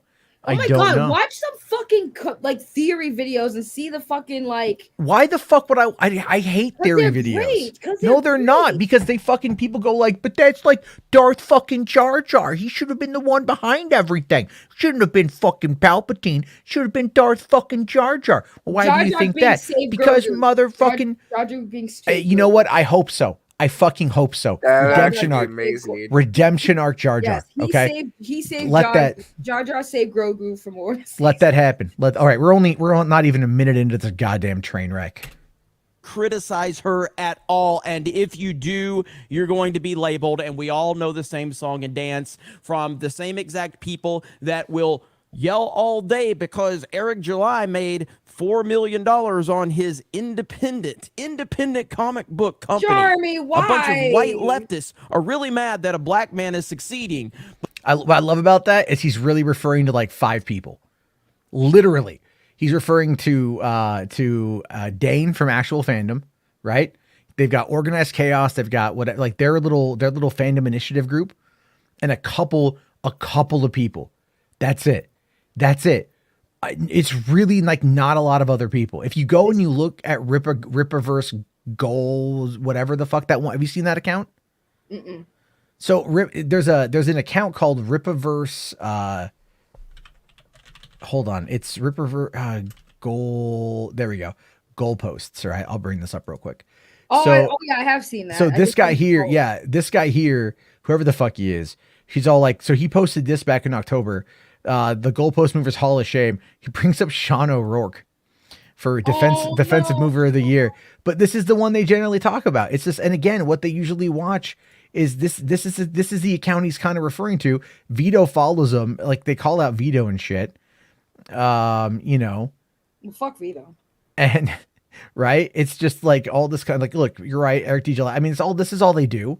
They just run fucking defense for Eric D. July, but they generally tend to call out like a couple of people. But for the most part, it's really just a handful of individuals. That's it. See, You I know? think the thing with me, and I always get shit on because everyone's like, oh, sick, you always defend. Like, listen, Eric July makes some good points sometimes. He does. I disagree with a lot of things he says, but there are some times where I do find myself agreeing with his points. Like today, when he was talking about the April Neal thing, he was right. He was like 100% right, and everyone was giving him shit saying he was wrong because they hate him. Like, listen, you can hate Eric July all you want, but when he's right, he's fucking right. You got to give him credit where credit's due, and today he was right. So I think that's kind of interesting because sometimes they you know, I agree with some of the points they make, and a lot of times I don't, because some of the things they like right now, I definitely don't agree with Jeremy on anything he's saying right now. Like, Why I is he even bringing up the Rippaverse? Like, what's the point of him bringing it up? It's just he's trying to attack the leftists. Look, all this is okay. Eric made more money than any of these guys have made. All right, Eric made more money off of Rippaverse than these guys will ever fucking see. Okay, and the reason, but Eric, you gotta understand, Eric already had a rap career. He worked for the Blaze. He's far more popular outside of YouTube and outside of the space than Jeremy. Oh, really? And yeah. I didn't even know that. Eric was proper verified, didn't fucking pay for it. Oh shit! I didn't. I mean, even Nerdrotic before the end got proper verified, right? But like Jeremy has to pay for Twitter Blue. Never let him live that one down, by the way. He has to Oh my pay god, for y'all need to get all over the Twitter Blue thing. I don't care. Editing. It's quite you pay $11 a month so you can edit a tweet, just delete, do it again. No, not anymore because it's freaking old. Like I mean, not old. It's more money now. Back then when it was like $5, yeah, like it was $5 $8 and it went up $3, and you're like, that's way too much. That's like half a bubble tea. I can't do it. That's I can't. 2 bubble I teas, bro. can't. I'm good. How do you get a bubble tea for $1.50? What are you talking about? I said it's a $3 increase. That's like half a bubble tea, and you're like, that's 2 bubble teas. That's 2 small bubble teas. Yes. For $1.50 a piece. Mind your business. Where do you like? Do you? I mean, what's? Don't worry about it. Is it actually come? I mean, like that's just like how else would they be that cheap? I get a discount because I'm a frequent flyer. Okay. Oh, you. How high do you fly? We talking Mile High Club here, Saggy? Is that what's going on? Anyway, my point being is everyone. Now you want to move the goalposts. You want to run? No, I'm not moving the goalposts. I'm just saying everyone talks shit about Twitter Blue, and it's like some people do like the perks and features that come with Twitter Blue. I mean, sure, fine, whatever. Whatever. I want to be like, you know, I'm verified on YouTube. That's where it matters, in my opinion. Okay. Yeah. What? Until they make me pay for it, and then I'm just gonna say fuck it. So. Anyway, Command Unit here quickly says, in the canon Star Wars book Aftermath Empire's End, Jar Jar is exiled and a clown on Naboo, and he befriends a wounded orphan and makes him his apprentice. Well, you know what? I know the Aftermath series, but Chuck Wendig is a fucking insane asylum person. So I'm going to choose not to. I'm not going to read the herky-jerky shit. That's actually the line from his book. But he did give us Cobb Vanth, so I can't be too upset. But anyway, okay, so let's keep going. But if we criticize straight up ridiculous identity politics, and this only exists so that it can be weaponized, but let's watch this ridiculous trailer first, Jeremy, no. and then we will continue. Let me introduce you to Mutant Mayhem, the new Teenage Mutant Ninja Turtles teaser trailer, in theaters August 4th, 2023. Can I kick it? Why is that so loud? Hold on. Black April O. We're baby turtles. And there is the fat Black April O'Neil. And if you criticize her or this film or her weight or anything, you are you already know. You already know all of the isms and ist and all of the nonsense that you're going to be labeled that is against. kind of but coming off at this point, phobic, really. does anyone really care about these labels? No. You don't care. I don't care. Normal people don't care because we understand what's going on here. Wait, and pause it. I know what you're Normal gonna say. people Yeah. also don't care about what April O'Neil looks like and complain that she's fat and black. You know what's fucking sad about idiot. this? You know what's sad about this is like when I met them, I actually was at that size, and I am black, and they thought I was cool, and now I'm like, damn. Did you see the quartering blow up yesterday? Was it all fake, Jeremy? Did you see that yesterday? The quartering? Yeah, I saw that too. He went off and he's all like, all these guys, they're all degenerates. They all do coke. They all have extramarital affairs. He didn't. I think he said like, I don't want to say because I don't know. He alluded to like Jack Posobiec and Elijah Schaefer from who was from the Blaze. Jack Posobiec is from, Jack Posobiec is an old school troll though. The guy got big first originally writing about Game of Thrones and then decided to get in on the fucking political sphere and shit. And Jeremy's like, I've hung out with these guys. They're all fake ass fucking conservatives. They're all like, they all just drink and do drugs and shit. You had like Michael Knowles, right? Saying that transgenderism needs to be eradicated from public life. Did you hear that the other day? No. He said that at CPAC. He said that transgenderism needs to be eradicated from public life. People took that to him saying that transgenderism needs to be eradicated, which he's trying to, fight back against. But he said eradicated from public life. That's what he actually said. And then there's a picture of him with the transgender pro-MAGA performer, Lady MAGA, at a party. Him smiling it up. Her smiling it up. This is all performative. This is all fucking performative. That's the whole goddamn fucking point. Everything about Jeremy is performative. That's why the whole crash and burn thing probably won't happen. Because unless he does something truly terrible, but that's only if he gets into drinking and drugs or whatever. He won't. They're so insulated in their little world because he said yesterday, because I actually happened across his Twitter account today. He said yesterday that he backs the quartering no matter what. And people got mad at him for backing the quartering. And he's just like, I'm backing him. He's my friend. I don't always agree with them, but I'm going to back him. Okay, fine. And then there's another tweet where he goes like, he's like, the audience comes first regardless. So if you need to call someone out and if you got to call me out, that's fine. So that's all that matters to him. Sorry. All that matters to him. All that matters to any of them, literally, is the money. The money that is generated from the audience. That's it. They tell you this constantly. It's just so it's so there. But because most people out there don't want to see it like that. They just don't want to see it for what it is. This is capitalism. This is a grift. So I asked, when I met them in person, I asked him directly. I said, do you honestly believe like all the stuff that you say on your YouTube channel when you talk about these things?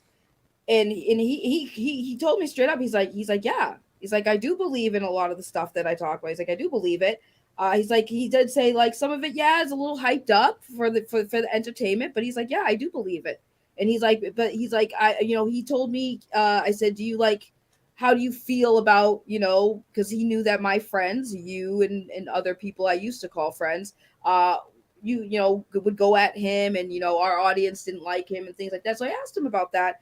And he's like, I don't care about the criticism and the things that people say online. Like, he just says, there's certain times where, people go too far, where they start, going after calling people I care about racist or homophobic and things like that, when I know they're not. Some of the people who they call that to are part of those demographics, which I honestly could say I see that because, like I said, a lot of people I've seen go after Eric July on his takes about Black culture. They do it to me. And I sit there like, I can't sit here and tell another Black man how to feel about issues that relate to him.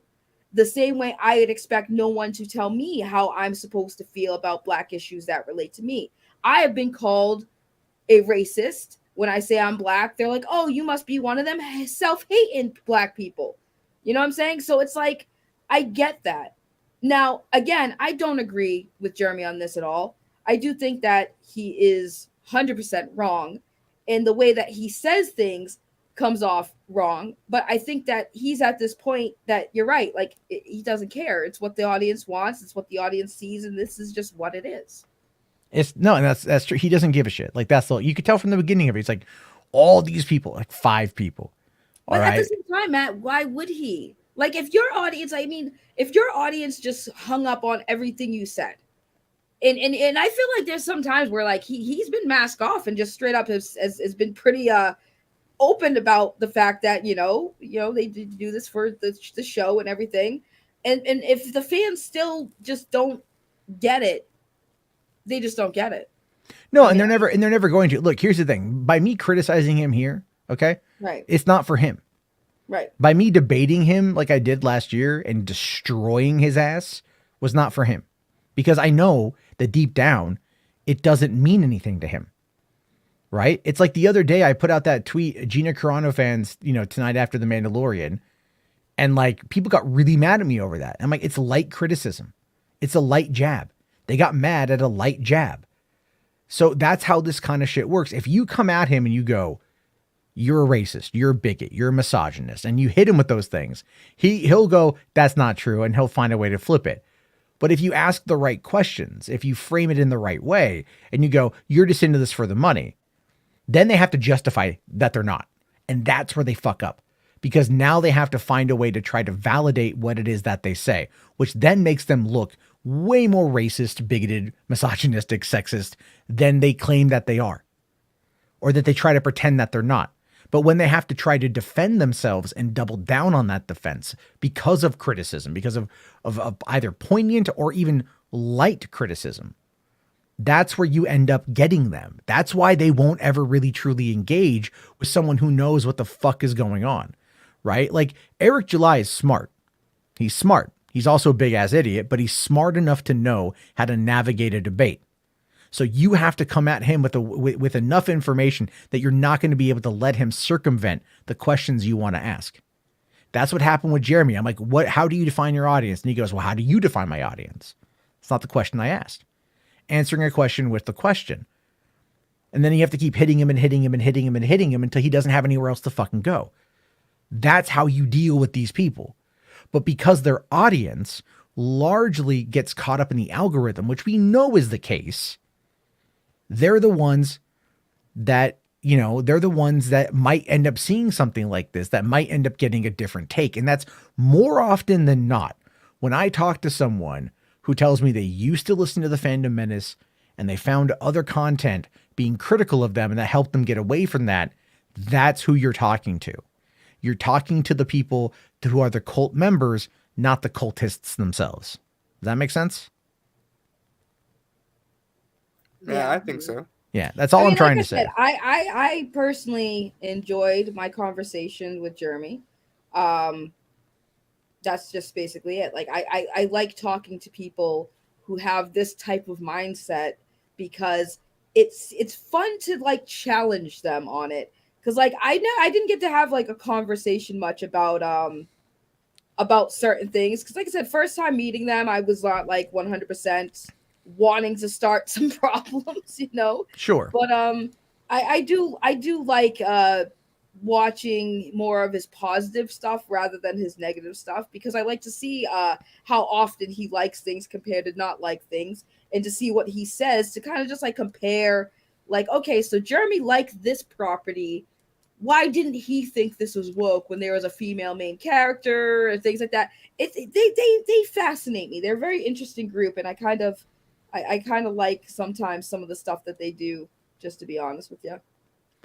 Sure, I get that. I'm a weird person. I like weird things. Yeah, I know. You hang with RJ. I get it. That's also true. RJ is worse than Jeremy. No, that's not true. That's fucked up. Anyway, listen, because we've been on the April debate now for quite some time, and I actually have to start winding things down. Do I need to finish the video? Oh, okay. Oh, okay. Apparently, finish it, yeah. Apparently, okay. I'll be quiet so we can finish. Yeah. Been going on, and it is so far over the line. And as I said many times, with social justice nonsense, It never fails, and there's never enough. It doesn't matter how much you try and work with social justice freaks, they are never satisfied, and they are always going to take it too far. And then once they've taken it too far, they're going to go 10 more miles over the line. Social justice does not care about anything other than being fake offended and creating reasons for you to be upset so they can then take your anger or your displeasure and then turn that into racism or whatever it is that they're labeling it. So this right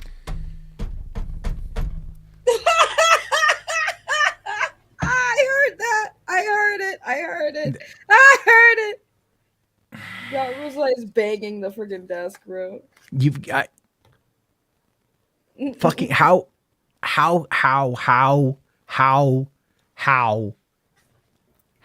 can he be? Can he lack so much self-awareness? Like he's just literally saying the exact same thing that he does. All right, like the exact same thing. It's a meme at this point. It's just, oh my god, it's just holy fucking shit. This is why I say they've become a joke. This is why Jeremy needs a strong, independent black woman on his shoulder to say Jeremy. No, this is why Jeremy. Jeremy, don't say it. Jeremy, don't say it. Jeremy. He literally just says the quiet part out loud, but his audience is just not going to get it, unfortunately. He doesn't hate black people. I'm gonna tell you that he does not hate black people. I don't think he hates black people. Like he does not hate black people. That's why I don't call him a racist, because racists to me hate black people. But that's just my feelings on it. There is a difference. I think sometimes Jeremy is very ignorant to things, and I will always tell him that Jeremy is being very ignorant right now. And there's nothing wrong. Well, there is something wrong with being ignorant, but the issue is when it comes to somebody who says things in ignorance, people don't have the patience to educate, so they'll just automatically say you're a racist. I'm like, no, Jeremy sometimes needs somebody like the independent black woman on the show. That's ignorant. You're being ignorant. Don't say it, Jeremy. No, don't say it like that. Say it this way because it makes it makes you look less of a racist when you say it's it just this way, Jeremy. It's just you can tell he doesn't care anymore. He just says what he's gonna say. I know he just gave up. He just gave up. He's all like, "Yeah, I'm just gonna. This is the same thing we do, but I'm gonna say they do it." Call me racist no matter what. Fuck it. Yeah, I mean the thing is though, like, hold on, Commander here for you. Thank you. Says, "Saggy, you might be an accelerationist." A what? Accelerationist. I don't heard that before. What's that? He has his own definition for it. Hold on. Watch Doomcock's latest video. No, not tonight. Not tonight. We don't need Doomcock. No, I'm not doing. I literally am like I don't even. I mean, we've got like 45 seconds left, and I'm just like I don't even. Yeah, part of me wants to know what Ryan Kinnell said, but he put out a video. Saying that April O'Neil is fat and black, and to say it's the same thing, but it's just going to be slightly edgier. But Ryan, I'm fat. I was fat and black when you met me, and you gave me a hug. My fat hugs are the best. I'm really hurt by this. They met me when I was at my fattest too, and it was like, damn, I lost a lot of weight since, but still, I mean, Ryan, we hugged. You were on my stream, dude, and now you're calling me fat, black, and ugly. Yeah, this is why you don't. Kind of hurts now. Now I know how they really felt about me after they made me like, wow, no wonder why she likes this shit. She's fat, black, and ugly. Hashtag hot Jeremy no more. And he got rid of the beard. Maybe you shouldn't make hashtags for people like Jeremy. That's why they fed me hot dogs and bread. Yeah, they wanted to fatten you up. Yeah. Jesus Christ. Jeremy won. God damn it. All right, let's just finish this fucking thing. God, I'm losing brain cells. Here is a complete and total joke beyond belief. It's another Little Mermaid. It's another Ghostbusters 2016. And it simply shows you that the people in Hollywood do not care at all in any capacity. This is going to be a disaster beyond belief. I grew up with the Ninja Turtles. I loved the Ninja Turtles. They were awesome. They had their own unique personalities. And for people like Seth Rogen and anyone else involved with this production just to take this and actively push identity politics into it just for the sake of doing it tells you everything you need to know. You guys have a great day. Thank you very much for checking out this video, and we will talk to you It wasn't ident- this, Very this low wasn't- effort. Very This low wasn't. effort. This That's wasn't, all his content is low effort. Yeah, this isn't an identity politics issue. This is an issue of voice actors. They're now trying to do this thing where they're only going to cast voice actors to voice characters of color if they represent that character. Like I said, they've been doing this for a while. In certain elements, it works, and I appreciate it. Like I always bring up Apex Legends because every voice actor is a representation of the characters that they voice. Even if they're LGBTQ or whatever, they represent not only the race but the sexuality or the gender identity. They just recently launched a character who is transgender in the game, and they voice that in the voice actor is a transgender person. And this was like a no-name person, by the way, who got a great job and a great opportunity. So I like it when they do stuff like that.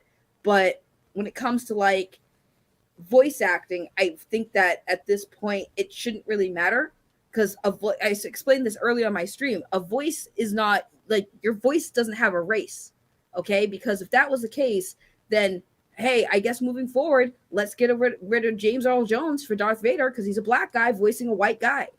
You know, let's get rid of him. Let's get rid of all of Keith David's work on all kinds of projects. You know, I think that's you stay away from my Keith David. Yes, but that's what I'm saying. You stay the fuck away from my Keith David. I love Keith David, but I'm saying that if we're gonna put on the glasses, Saggy. Shut up. No, I'm serious though. This is what I'm saying is that if we're gonna sit there and get upset that a white person is voicing a black character. Benson, no. Oh my God, Benson. No, Benson, come on. Mark. Come on. She's not even fat, man. She's thick, but she is thick. She's plus size. She's all things considered, it might be representative. 73% of Americans are either overweight or obese. Right. You know, I mean, a lot of us are chunky. I'm chunkified. But yeah, I get about the voice acting. I hated it when the actor who did the voice of Cleveland Brown stepped down to give it to a black guy, and I'm like, but why? Well, and that has a lot to do with this right here. It's because the guy from the guy who got mad at Hank Azaria voicing Apu. And I understand. I can understand. In that case, they just got rid of the character completely. Well, here's the thing. Which is such a sad thing because Apu was great. Right, but here's the thing. Like, I understand if you're doing an accent, right? If you're playing the voice of an Indian guy, like maybe get an Indian guy so the guy who's voicing him's accent doesn't come off race, insensitive, right? Because some people just can't do the accent good. I mean, the actor who did Apu did it great, but it was a lot of stereotypical, thank you, come again, like things like that.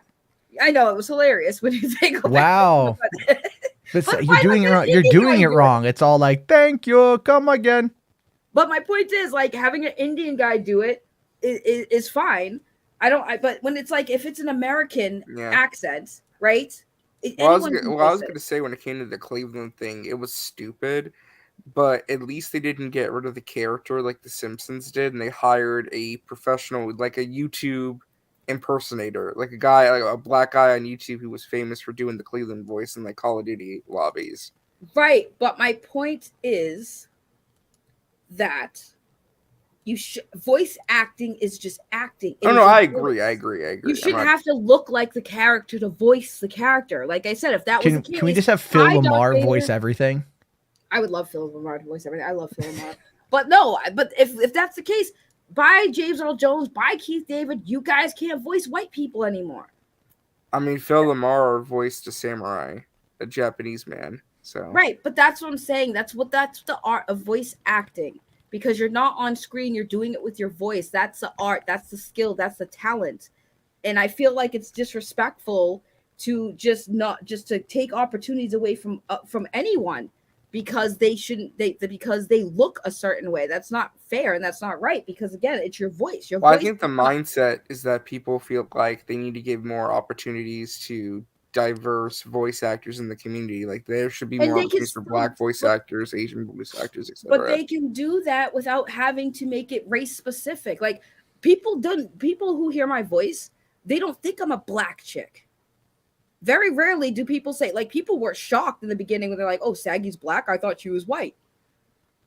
Because of my voice. My voice has no race. It does. My voice, like some people, you could tell when you talk to a black guy, obviously. Like you can kind of tell. They have specific tones in the way they talk You can tell. You can tell when you're talking to sometimes you can tell when you're talking to a black person. Okay. I mean, sure. I guess. But sometimes I get tricked because sometimes I'll think I'm talking to a black guy and I see the picture and I'm like, oh, you're white. How the hell did that happen? Like I had this friend, white as hell, family, white as hell. Like I'm talking like nice. They have a nice home, very white traditional family. But for some reason, she talked hood, and I'm like, did you grow up in the hood? No. I've lived here since I was born. Why whoa, Vicky. Yeah, a little kind of like a little bit like, but like, I'm just and she dressed like it, she talked like it. I'm like, what? And nobody in her family was like that. And I'm like, where the hell did you come from? Like, why are you like, were you just hanging out in the projects or something? She's like, no. Well, then where did this come from? So it's like, it's hard. Some like people voices, they get it. Yeah. They just do it. So. Yeah. But all right. Cause we are, at, an hour 50. I do have to start winding it down cause I got to get to bed. You said that earlier. I know. Last time we went a little bit too long. Because you won't shut the fuck up, Ziggy. RJ, you shut the fuck up. I'm actually bringing actual conversation. You're just sitting there jerking. Yeah, so we're gonna get into some non super chats, the non on topic super chats. So thank you all very much for that one there. Todd for 20. Thank you, buddy. This is the one that I've been meaning to get to. Jarbo, do you think some members of the the hardcore Snyder fan base need the Snyderverse to be relevant in some way, just so they can be part of some type of community, and some of the fans don't have that community in real life? Yes. 100%. It's very much, that's why we kind of jokingly call it a cult, but it really is a very unique community on that front, where it started off with the central goal, right? We want to get Zack Snyder's movie out there. And then it became this kind of cultural thing for them, right? Again, it kind of boils down to the concept of, you could even go back to like Gamergate to an extent, where some gamers felt that they were attacked, and then they had to coalesce, right? They had to circle the wagons and defend what they love. And here's kind of the same thing. But the problem though, is that it's like the powers that be are the ones telling you this shit's over. And it's been 2 years now. And they held on for so long. They go, well, we can continue to hold on because we waited all those years, 3.5 years for the movie to come out. So if we wait maybe a little bit longer, that might allow it to be a thing. Except it's just not gonna, people want to find a place of belonging, but because they want a place of belonging, they act out in certain ways to uphold it. Yeah, basically. And it's like, even the other day, this like the Hour Movie News, whatever the fuck that channel is. Dumb. That guy he posted a thing saying like, the head of Comcast wants to buy Warner Brothers Discovery. And then it's like, that's not what he said, but they ran with that. And then like, there's reports that Marvel now wants to trade the Hulu rights for the Hulk rights, I guess. I don't know. I heard that report. I didn't cover it yet though. There's like those guys, but again, that's not related. But these guys, they just need it. I mean, look at the people who were out there pushing sell Zack Snyder's Justice League to Netflix. Like, look at how they act. Right. Look at how they always act like they're the perpetual victim. And then they act like they're not also engaging in the same kind of bullshit that they bitch about other people doing to them. Like they have a hierarchy of power. If you don't acquiesce to how they have set the rules, their rules of engagement, you are ostracized. You are diminished. You're pushed out. And then you're just known as being a hater. It doesn't matter how in it you were. If you go against what they say, it's a cult mentality. And it's motivated predominantly by money and power. One person, two people really get the money, but like there's a handful of people that get the power. And that's why that guy yesterday wanted to do the DC Armageddon, right? He had no hashtag, by the way. Well, he said you could use whatever hashtag you want as part of it. We run with gun. There you go. There you go. Yeah, we run with gun. There you go. If you know, you know. If you know, you know. There you go. All right. H-Barts are asking, watch part of the podcast you mentioned to me on Twitter. RJ, is Wednesday in danger of being canceled? No, it's not in danger of being canceled, but I do think it's really interesting. I don't know if you guys heard about that. With the Jenna Ortega comments? Yes, yeah, on the Spotify interview for Scream 6. Yeah, it sounded like she had like a lot of conflict with the writer's room. Which I did. we'll play this real quick because I was going to bring Not to this up. mention the Well, it's controversy. kind of become for like the a meme, being actors. like, I don't think she hates the show. I know it's like the joke people are making. I think it's more so describing like how frustrating the creative process can be. But she also explains at the end of this clip why. And people aren't listening to that at all. But 40 seconds. Everything that she does, everything that I had to play, did not make sense for her character at all. Her being in a love triangle made no sense. Her going, there was a line about like a dress that she has to wear for a school dance, and she said, "Oh my god, I love it. Oh, I can't believe I said that. I literally hate myself." And I had to go, no. There's no way. There was times on that set where I even became almost unprofessional in a sense where I just started changing lines. The script supervisor thought that like I was going with something, and then I would have to sit down with the writers, and they would be like, "Wait, what happened to the scene?" And I would have to go through and explain why I couldn't do certain things. I grew very, very protective of her, but you can't lead a story and have no emotional arc because then it's boring and nobody likes everything that she does. See, you catch that there at the very end. You can't lead a story without an emotional arc. It gets very boring. That is the element that people tend to forget. That is the element as to why people will like look at the again, RJ, well before your time, but the Ross and Rachel thing from Friends. Will they, won't they? Jim and Pam from The Office. Will they, won't they? That emotional arc, that kind romance is key in these stories because you have to have that emotional arc for the character, right? And it's not a friendship thing. It's a romance. These stories are what? Wait, people were saying that she hated the show. Like I heard that. No. I mean, the joke is that the way she talks about it, it makes it seem like she hates the show. Yeah. No, the way she talked about it was saying that how much she loved the character, and she was basically saying that there were things in this, like she was protecting the character because they were trying to write the character to do things that weren't something that Wednesday Addams would do. I actually have more respect for her, where she's sitting there saying, "No, I don't, that makes no sense for Wednesday. She's supposed to be this very dark emo type gothic chick, and you're having her like say things that are outside of that type of characteristics." I have the much respect for her for putting her foot down, saying, "No, I'm not going to do that." Like that. Well, that's yeah, really cool. and that's perfectly fine.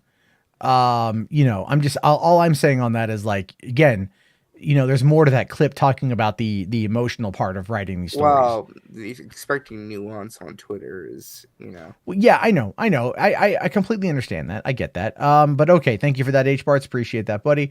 All right. And then H Barts also said here, do you think Biden will ban TikTok? If so, how will that go? It's gonna sell before it gets banned. It's gonna get banned on government devices, but it's so popular here in the US, and it was actually super integral to like voting. They're not going to get rid of it. They're going to find a way to sell it or whatever, but no, that's not going anywhere unless the US government is working with YouTube to try to make shorts as profitable as they can, as fast as they can to bring everyone over. But I'm sorry, TikTok has an infrastructure that nothing has been able to compete with yet. People are getting tired of TikTok though, because like a lot of like sus stuff happens on TikTok that content creators try to call out, and they're getting literally banned for doing so. And basically their reasoning is that they broke the terms of services for bullying. So it's very against free speech, obviously, and people are actually get tired of it. Well, I mean, like, but again, you're talking like, the average normie audience of like 30 to 50-year-olds are now on there faster than they went to YouTube. That's true. And those people on there, they are on there, and it ain't going nowhere. I'm sorry. Over 1 billion people a month use it pretty goddamn quickly. It made its way there. YouTube Shorts have to really step up their game if they and want they have. Well, they need to open up functionality. I mean, I like YouTube Shorts. I watch a bunch of them and everything else. And I get, I posted that snakes on cocaine thing. And that finally hit 1,000. It started out, it was dead, and then it jumped up to like 1,000 views. You know, the irony of YouTube Shorts though is a lot of the YouTube Shorts are just people uploading their TikToks. Well, and here's the thing with that: YouTube knows that, and they're going to start cracking down on that because they're going to also start watermarking ones that were made on YouTube and then re-uploaded to like Instagram or TikTok. No one else is going to, it's a whole weird thing right now, but it's still an emerging market, and it's one that has a lot of impact. I mean, especially for movie commentary, there's a lot of real positive stuff happening with that. And that's, here on YouTube, it's all negative, but on TikTok, it's quite positive. Enosh and I have talked about that quite a bit. Actually, that's funny you bring that up, because anytime I've done shorts in reference to my movie talk stuff, my shorts for those do very well compared to any other TikToks, YouTube shorts I make. Yeah. And surprisingly, the ones I do of Dave get a lot of attention too. It's because you're simping. You're just simping. I am, but it's fun. You just simping for the pina. What? Oh my god, I hate. What's his name? Dave Pena, right? You're I know, but just the way you said that was you just want to get the Pena. You just want to get it. You just want to get it all deep. No, but deep up in it. Dave is very entertaining. Sometimes when I watch him, he does like he talks with his hands in his head sometimes, and sometimes he just does the funniest things, and I'm like, oh, that's a clip. Well, there you go. There you go. If anyone wants to clip anything from here, by all means, go ahead. Although, given the shit that I say, you might be in trouble. All right. Command Unit here brings up a Halo 3 mod for Arma 3. Also says he's been sick all week. Was wondering where you are, man. Hope everything is well. Hope you're doing good. We'll check that out here towards the end. Couple little things to watch tonight before where we are. Okay. So, Spider. Oh, no. Sorry. That one was not that. Okay. Sorry. Okay. So... yeah, was there one that I missed from Command Unit? There might be one that I missed from Command Unit. I'm sorry, man. There's so much. Wow. Hey, Command Unit, we missed you, but I totally missed that other. Shut the fuck up. There's been like a lot going on. I'm like. Yes, Tag. You made me stop derailing. Yeah, or here we go. I had seen it. I just didn't fucking star it. That's the problem. Okay, so in the canon comic, in the canon comic Age of Republic, Jar Jar saves Rex using a lightsaber. Plus, there are moments in Clone Wars that suggest that Jar Jar is a Sith. See, I'm going to push back on those moments that suggest he's a Sith. There's like moments that show him being like slightly more intelligent than what we saw in The Phantom Menace. And then there's other episodes where he is still as dumb as he was in The Phantom Menace. So it's just like, it's not that he's a Sith. It's just, it makes you think that because you're like, wait a minute, he has moments of clarity where he's not like a psychopath. So like, that's a thing. But thank you for that, buddy. Appreciate that. Okay. Ryan here says, be sure to watch the short I sent you. Yeah, got that one up for 2. And then HWAD for a 5. Thanks, buddy. Says, do you think Percy will be recast for season 2? You know about his stuff, right? Oh, yeah. There's allegations about the Percy actor from Wednesday, but it's I don't know much about it. All I know is that it's like social media allegations. Okay, Saggy, what do you know? She got silenced. She got silenced right away. She got silenced. Saggy, what do you know about these allegations? By the Percy crowd. She's still gone. Damn, they really don't want her talking about this. It might. And stuff would happen. Saggy, you were cut off the entire time. You blurred out. Wait, what? Yeah, you literally cut out. Oh, sorry. Can you hear me now? Yeah. Oh, okay. Long story short, this is stuff from before he was an actor. He used to have parties in his basement, get a bunch of girls from school wasted and do stuff. A lot of people from his school have been calling him out. There were some girls who were underage, but I also think Percy was also a minor at the time. I could be mistaken. I don't know if anything was recent. It's still an ongoing thing, but I know that once the accusations came out, he immediately went in lockdown mode and has been since silent on it. A lot of people have actually been pointing out a clip of him with Jenna Ortega, where she looked very visibly uncomfortable with him having his arms around her. He a couple times it looked like he was trying to grab her breasts, and she would move his hand, and he'd get closer to her, and at one point she literally just moved away from him. So there are some accusations there. It's still ongoing. Nothing's been said publicly from Percy's side or anyone who represents Percy. I don't think that he's actually going to be coming back, to be honest with you. Well, yeah, we'll have to see what happens with that, but they haven't even started filming season 2 or giving it a release date. We'll see here. So real quick. Okay. So I missed this one. Sorry. This is Funny is that Paramount's Nick CGI film Garfield is being made by Sony, thanks to Jim Davis. I mean, well, Sony Animation does pretty good, actually. So I can't really complain about that. I lost that super chat, but yeah. So real quick, Music Man. There was evidence. There was actually somebody who posted a picture of a DM conversation where he had sent this girl pictures, and it is his face, and he is naked, and you can see his parts, although the parts were censored because the person in question was underage. And I don't know if Percy was underage when he sent the picture. I don't think so. I think they're saying he wasn't underage at that point. But yeah, sorry. When people said there was no proof, I'm like, yeah, I've seen the image censored. You've seen a lot of dick this year, Saggy. No, last year I saw a lot of dick. A lot of dick. Yeah. None of it's RJ's. So no, not a lot of dick. Just one very tiny one that I needed to zoom in on. So. All right. Anyway, we'll have to see how that goes. Obviously, check out Saggy's channel because she'll cover that when it happens. And then Command Unit here for another 5. Thank you, buddy. He says the first episode, Jar Jar was in Star Wars. Okay, wears Anakin's hood, and he absolutely looks like a Sith. He led the clones to save Anakin and Obi-Wan from pirates. I mean, yeah, like I kind of remember that, but like. Him looking like he's supposed to be a Jedi or something. It would be more in line. I mean, look, if they find a way to spin it to where Jar Jar is the bad guy and it actually comes across as being legitimately interesting and not tacked on, then more power to them. They can figure out a way to make it happen, then make it happen. They need to make Jar Jar be the one that saved Grogu. That would be the most coolest thing ever. I don't even care. That would be yeah. People would be bitching about that. But it would make sense. But it would make the most sense too, because like who else could have saved Grogu? It could have been a lot of people, but it should have been Jar Jar. It should be Jar Jar. It should be Jar Jar. Yeah.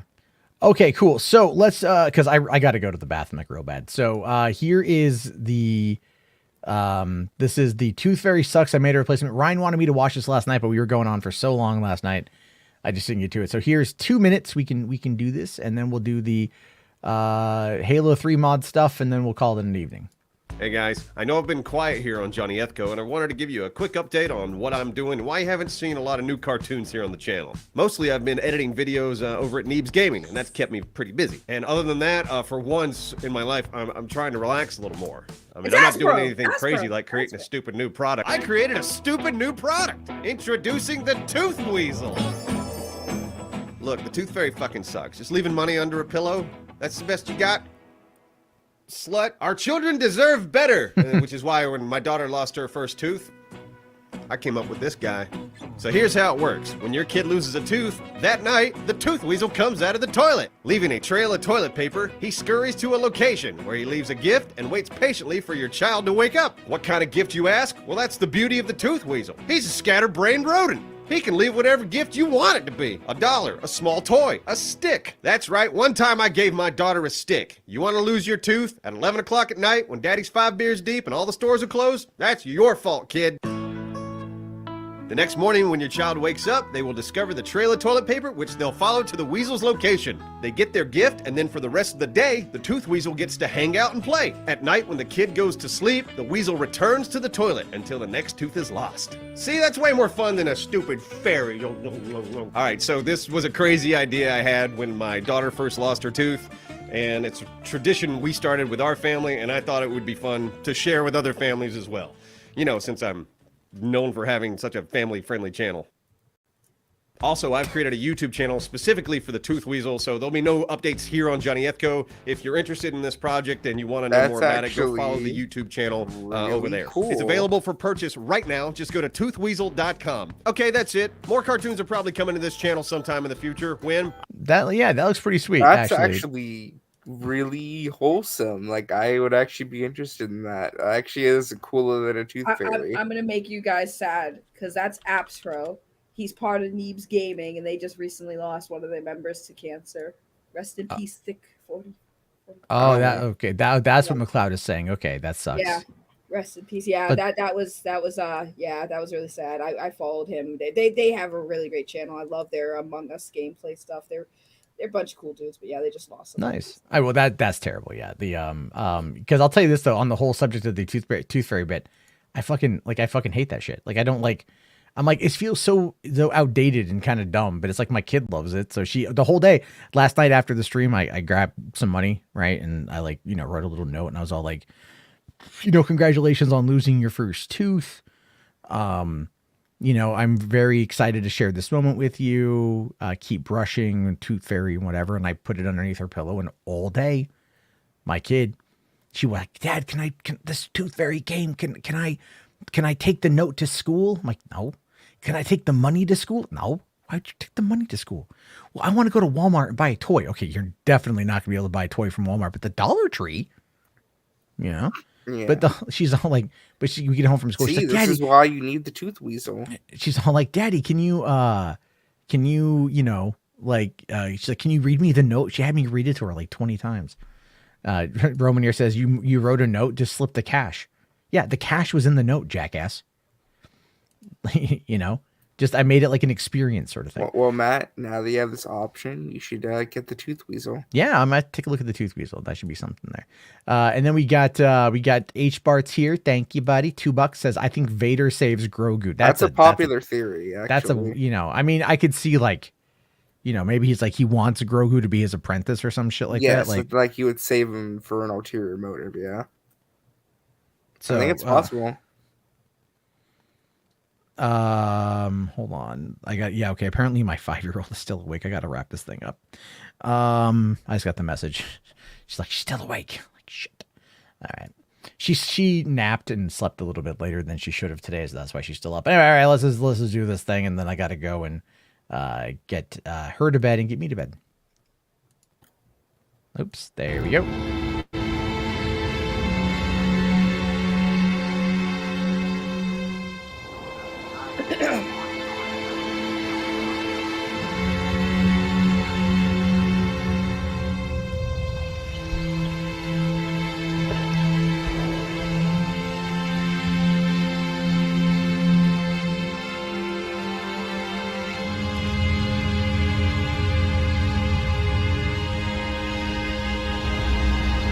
This is like an Arma mod?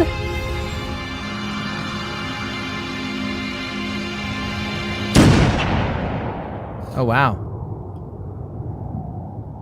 That's pretty cool. Whoa.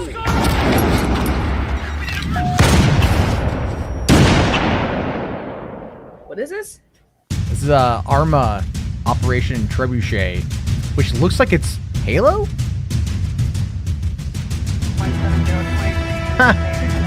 Yeah.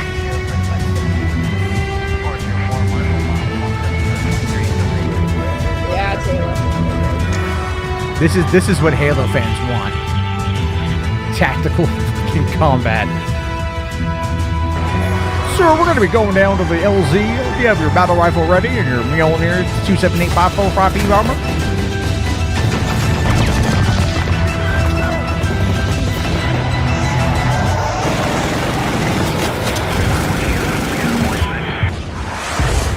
Okay, fuck, that's fucking cool.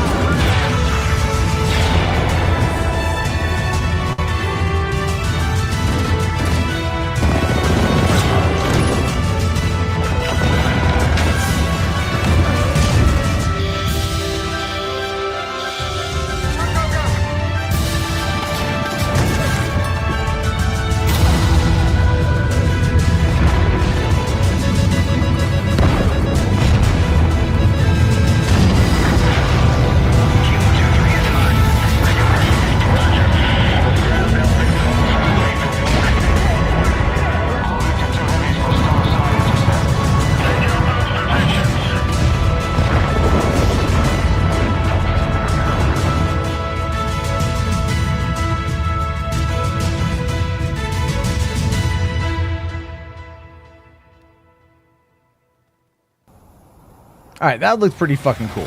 Like, that did.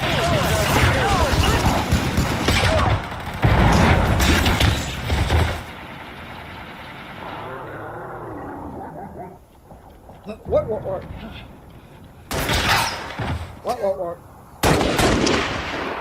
Target's down.